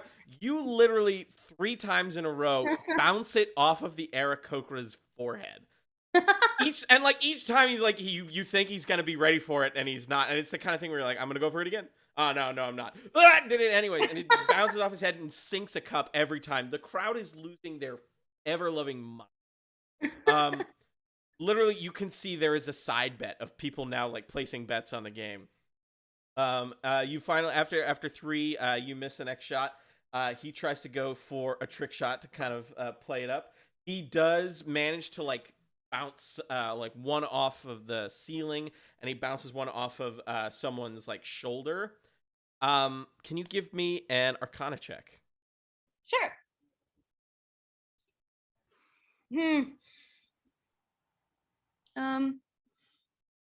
4. 4. It seems the man's just got skills, it seems, but he's catching up. And it is back to your turn. Would you like to do just a straight shot, a trick shot, or a bounce shot? Let's stick with the trick shots. Those were going well. All right, give me another sleight of hand check. Okay. 23.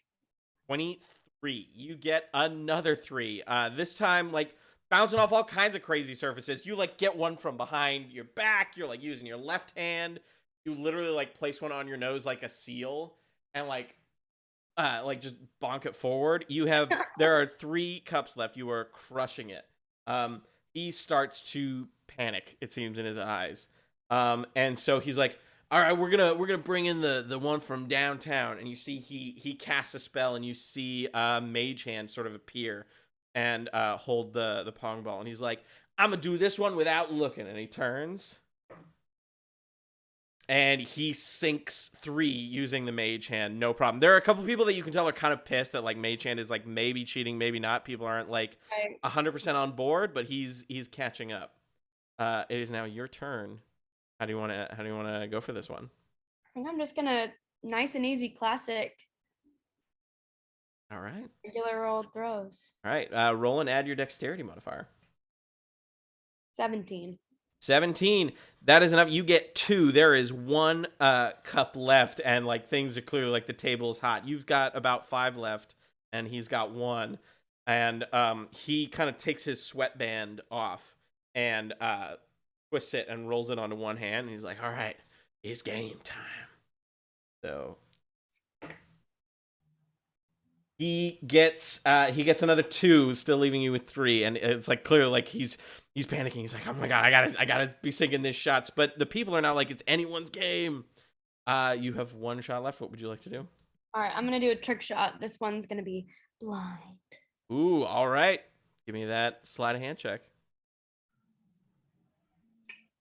Where'd you go? 24. 24. All right. You look sink it in this cup. The fucking whole house erupts. Like even people not watching the game are just like getting swept up, and they're like, ah! Energy of the room, and someone just like passes you a cup of punch. It's like, fucking, this is the winner right here. And like you see some money exchanging hands. I need you to make another wisdom saving throw as you are hitting the peak of the trip. There we go. Okay. Oh, not great. What's my 6? 6. The sort of eruption of everyone's kind of like excitement is kind of like, ooh, it was a lot all at once. Not good, yeah. The next 3 skill checks you do, you're gonna have to roll a d6 and subtract. Oh fuck. Okay. All right. We'll cut to Anisoptera. What are you spending your party time? I'm looking for the part of the party that's like talking politics. You're looking for, okay, you give me just sort of a perception check. That's 10, which is I'll use one of my d6 on that. There you go. There you go. That becomes a 12. Becomes a 12. All right. You kind of look around. You're kind of buzzing around the party, and you find two you find two elves who clearly, like, they're old for a lot of humanoid races, but still relatively young. And they're like drinking wine instead of the punch, and they're just kind of like, no, I'm telling you, it's just absolutely preposterous how they've elected to go about it this season. Yes, I've always appreciated the Spires team of Mage Ball. That's what I call the sport. Yes. And also politics. Are you like listening in, or are you joining the conversation? I'm joining the conversation. So how are we feeling about the Constellation? Constellation, interesting people. I'd love to be on it myself one day. That's the dream, isn't it? And the other one's like, oh, please. You're telling me you want to be drowned in paperwork all day? No. I prefer to cast. And you see he casts Mage Hand and, like, spills someone's drink on them. So but they're clearly too drunk to know that that's what happened. Oh. Can I be real with you? You seem like sophisticated, thoughtful, free-thinking, gentle people. Yes, absolutely. I listen to Cashew Joe Rogan's Sending Stone all the time. Oh no! So I'm going to use certain buzzwords I just did. But I happen to, I've sort of been in with the Fuckless Four. Have you heard of the Fuckless Four? Yes, I feel that group of adventurers, they just saved a bunch of the missing townsfolk. Is that correct? Yeah. That's them.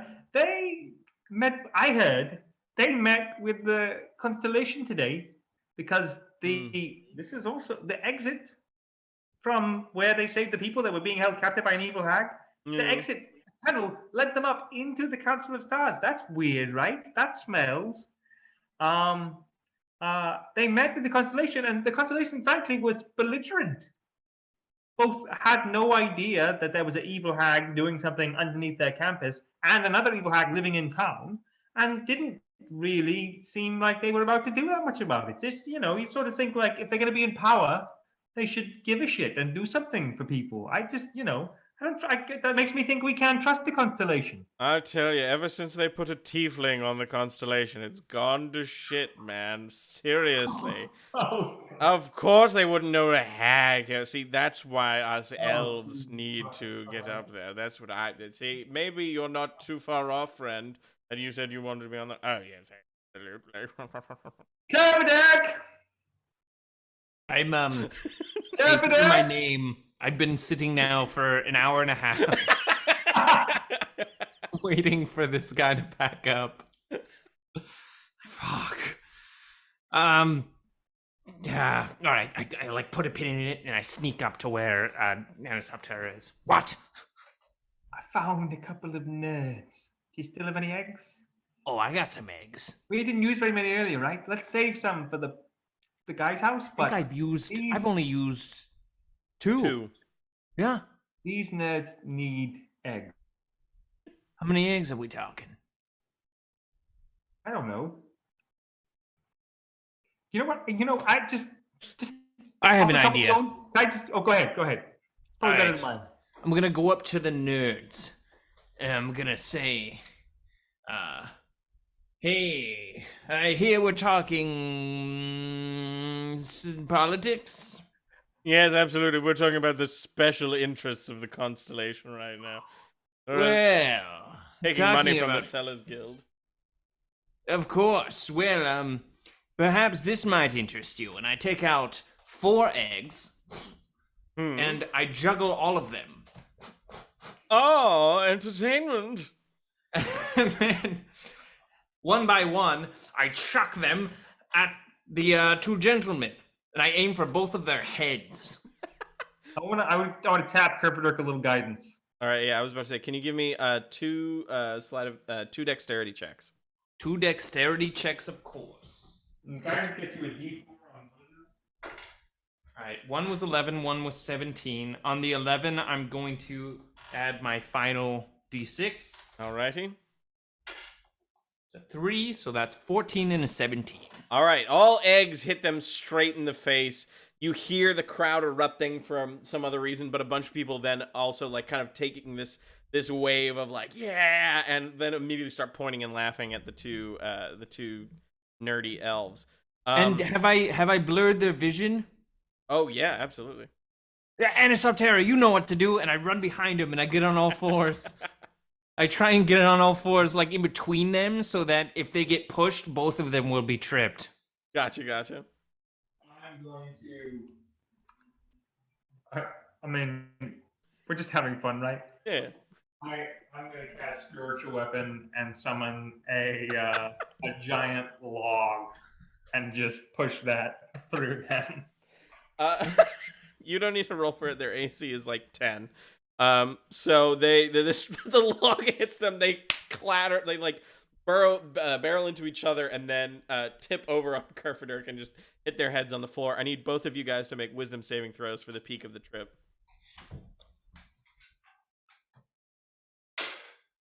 Roll 3. And it's I got a dirty 20. Dirty 20. So you get another 2d6 of inspiration. Kerfaderk, the next 3 rolls you make, you'll have to roll a d6 and subtract. I tore my rotator cuff. It's sort of like the vibe is after the two dudes fell over, like you see one of their faces with the egg on it, and it kind of melts, and it trips you out a little bit. I get up and I sort of stumble away.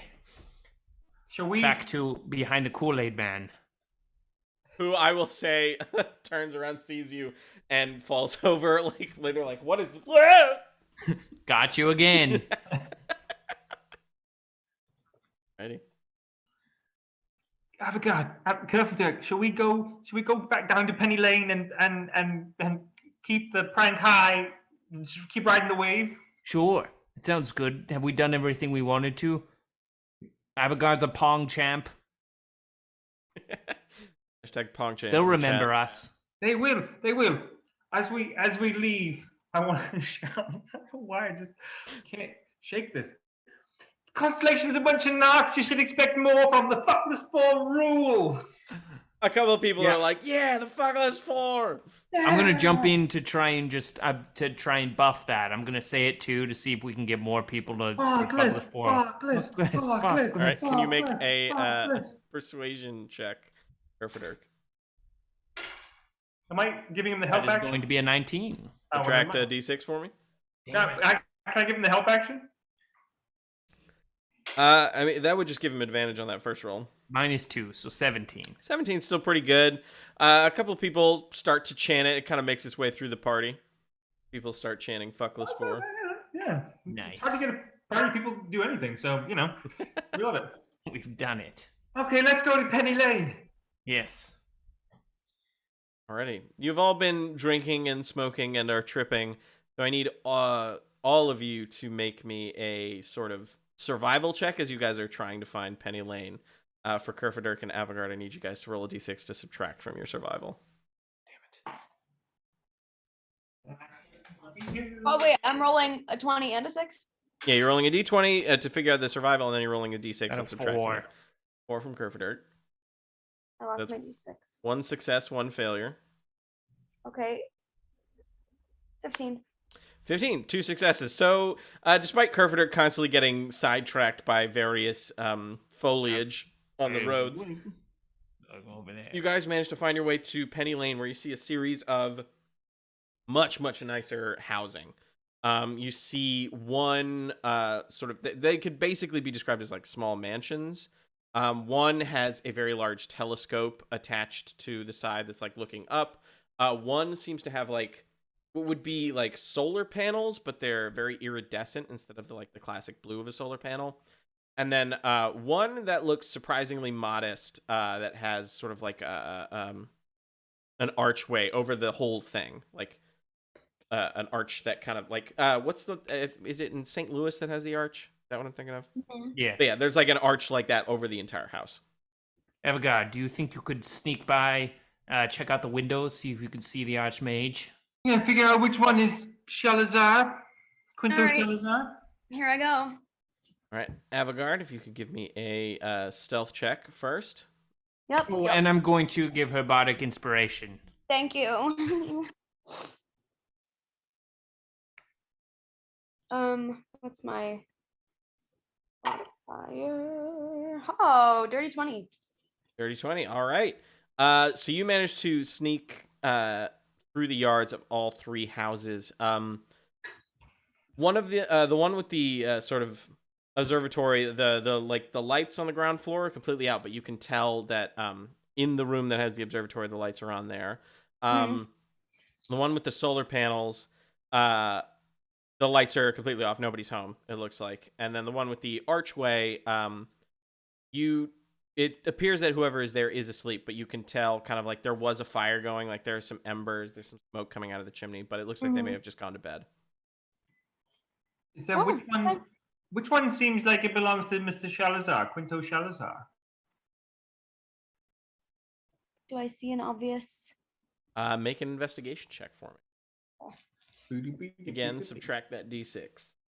Oh, right. -3. -3. All right. You got no idea where this dude lives.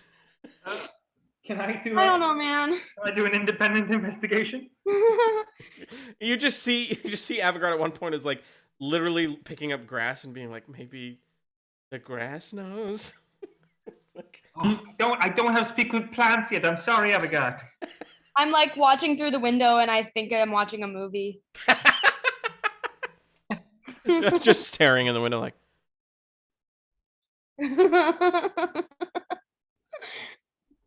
All right, the jaw thing is a different drug.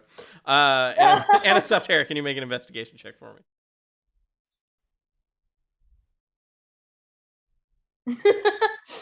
Oh no. Hey! I would say you figure out all of them. You know, Quinto is the tiefling is the one with the observatory. The one who is off experimenting with weather whale is the one with the solar panels, and Shalazar is the one with the great big archway. Well, the tiefling one seemed pretty cool, right? And the other guy we didn't meet at all. Yeah, let's just fuck up Shelazar's house. Great. So I just thought of a new. I think that's all right. You know, a way to use a little bit of magic. To scan this thing. I guess I meant, yeah. You know, glyphs of warding is what we're gonna call them.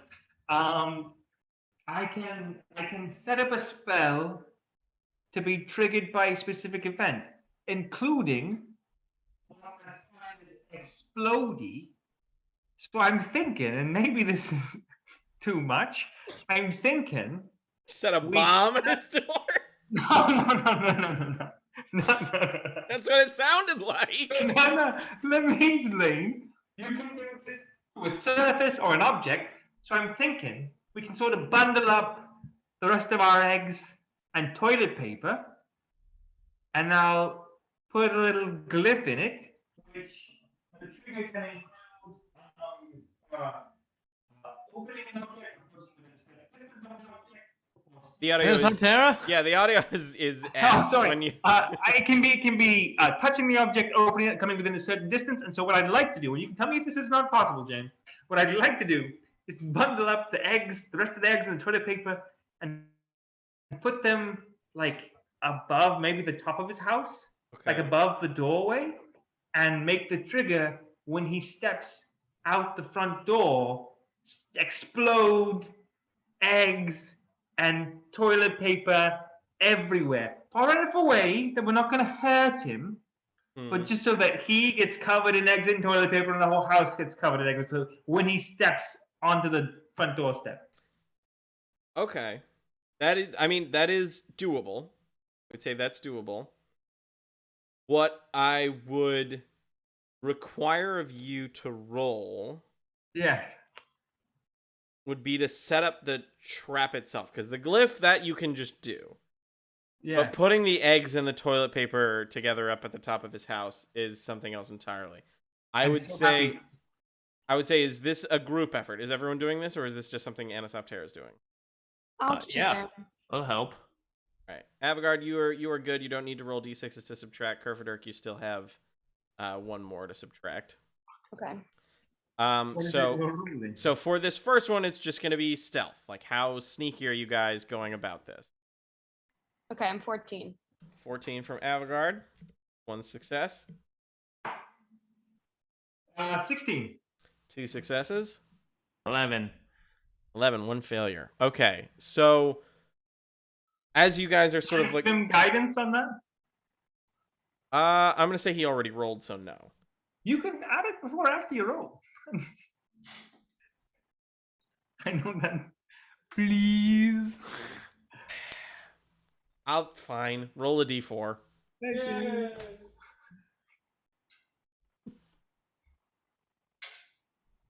Plus 2, so 13. 13 is a success. All right, so all three of you managed to stay relatively quiet during this shenanigan. The next roll I need you to make is actually putting the trap together. So Yeah. that's going to be a survival check from everybody. We love survival. Good, good. We like to survive. 7. I'm just gonna tap cover. everybody gets guidance, I guess. So roll a I can d4. only Not gonna help. I rolled a nat 1. 8. 3. 8 and a 3. Well, here's what I'll say. Can I? Are we gonna do a lot more of these rolls, or is this the last one? There's going to be one more roll. I rolled a 25. 25's pretty good. That is a major success. I'm gonna add a d6 from inspiration. Okay. I'm gonna use one of them right now just to see if I can bump that number up Even higher. We'll see. That's a 6. So that becomes 31. I would say with the 31, that'll cancel out the really shitty rolls from your partners. Basically, during the trap making, like maybe one of them is sucking on an egg or like wrapping their hand in toilet paper and keeping like, no, I need this. Like... Be focused. So you managed to make a pretty robust trap, I'll say. And for the final roll, it's how you get it up there. To which I will just ask you guys, how do you get it up there? Well, it's a great question. Describe the front of the house? So it looks like very classic Gothic architecture. Think no, you're good. Sorry. Andy is on the other side of the window. That doesn't matter. So I gotta close this door.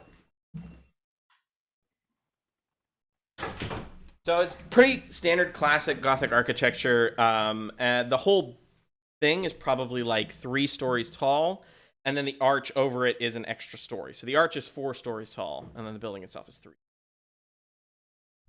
So what's the top of the building like? Above the steps? It's like it's pointed, like it's got that classic sort of like sloped Gothic look. Any like windowsills or anything? Do we have any magic? There are windowsills. There are windows. Yeah. It's a great big house. All of the shutters are shut. Whoever is inside is trying to sleep. I don't think we have any. I don't have any spells to lift something, to make something levitate. Does anybody have any climbing ability? I mean, sort of. We didn't think this far ahead.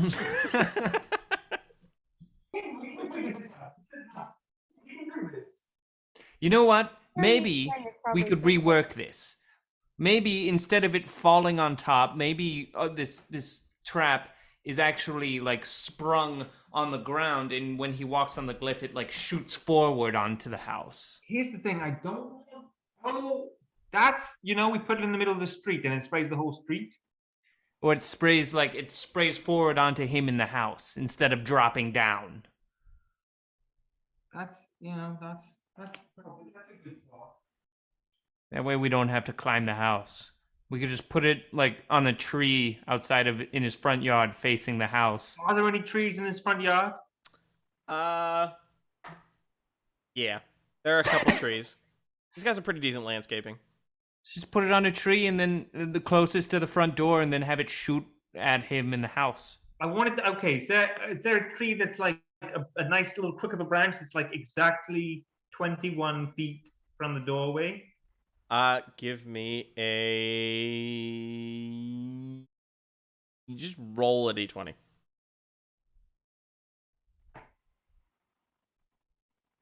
Add some sixes to that. Okay. Okay. This is luck, right? Yeah. Oh, and my bardic inspiration is a D8, by the way. This isn't a skill. This is just luck. Wow. First one was a 6. Okay. This is a 3, so now it's a 9. Okay. That's a 4. So now it's a 13. Okay. I'm just gonna do the last one. Why not? Why not? It's the last shenanigan of the night. That's a 1, so I'm gonna guide myself. You can't guide. It's just luck. Ah, you're right. Well, then that's 14. 14. I would say with 14, you manage after some time. You're able to find a branch. Oh. You're probably gonna lose some of the toilet paper in the initial explosion, but you think you can get the desired effect you're going for. I think this will work. All right. I stand there and look at it and I'm like, wow, we did it. Okay, now can we go wait somewhere and watch? Yeah, is there a barber shop somewhere with a barber handing out photographs? Or maybe, I don't know. Don't look up more lyrics. You managed to find... There's a nice little hill that overlooks it.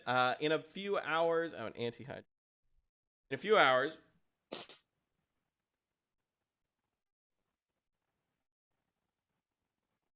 Forgive me. In a few hours, the sun rises, the cock crows, you see some lights come on inside the house as maybe Shelazar is starting their day. After about another hour, you assume they've made breakfast, they've gotten their Sunday best on. They open the door, there is a crackling sound, an explosion, and then the side of the house is just plastered with eggs and toilet paper.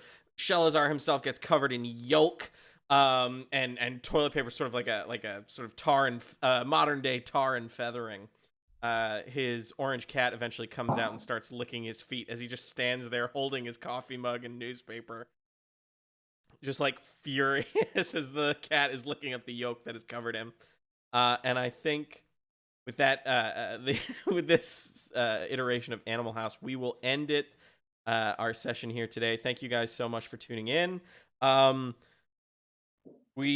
Our next episode is either going to be next Tuesday or the following week, so please stick around. I will be back on Friday doing some more stuff. I promise I have more streams in store that aren't just you laugh, you drink. That's what I've been doing on the stream recently. But stick around. It's been lovely to see you guys. We're gonna go on a raid. It helps out small channels like us, so if you can stick around for the raid, that would also be great. Otherwise, we will see you guys soon. Have a good one. Oh shit! I forgot to play the credits. Hold on, let me put that in the chat real quick. There we go. That's the links and the information on all the people involved. Thank you to our artists. Thank you to the music from Spencer. Thank you to Dustin, who could not be with us today. But otherwise, I will see you guys on the flip side. Deuces.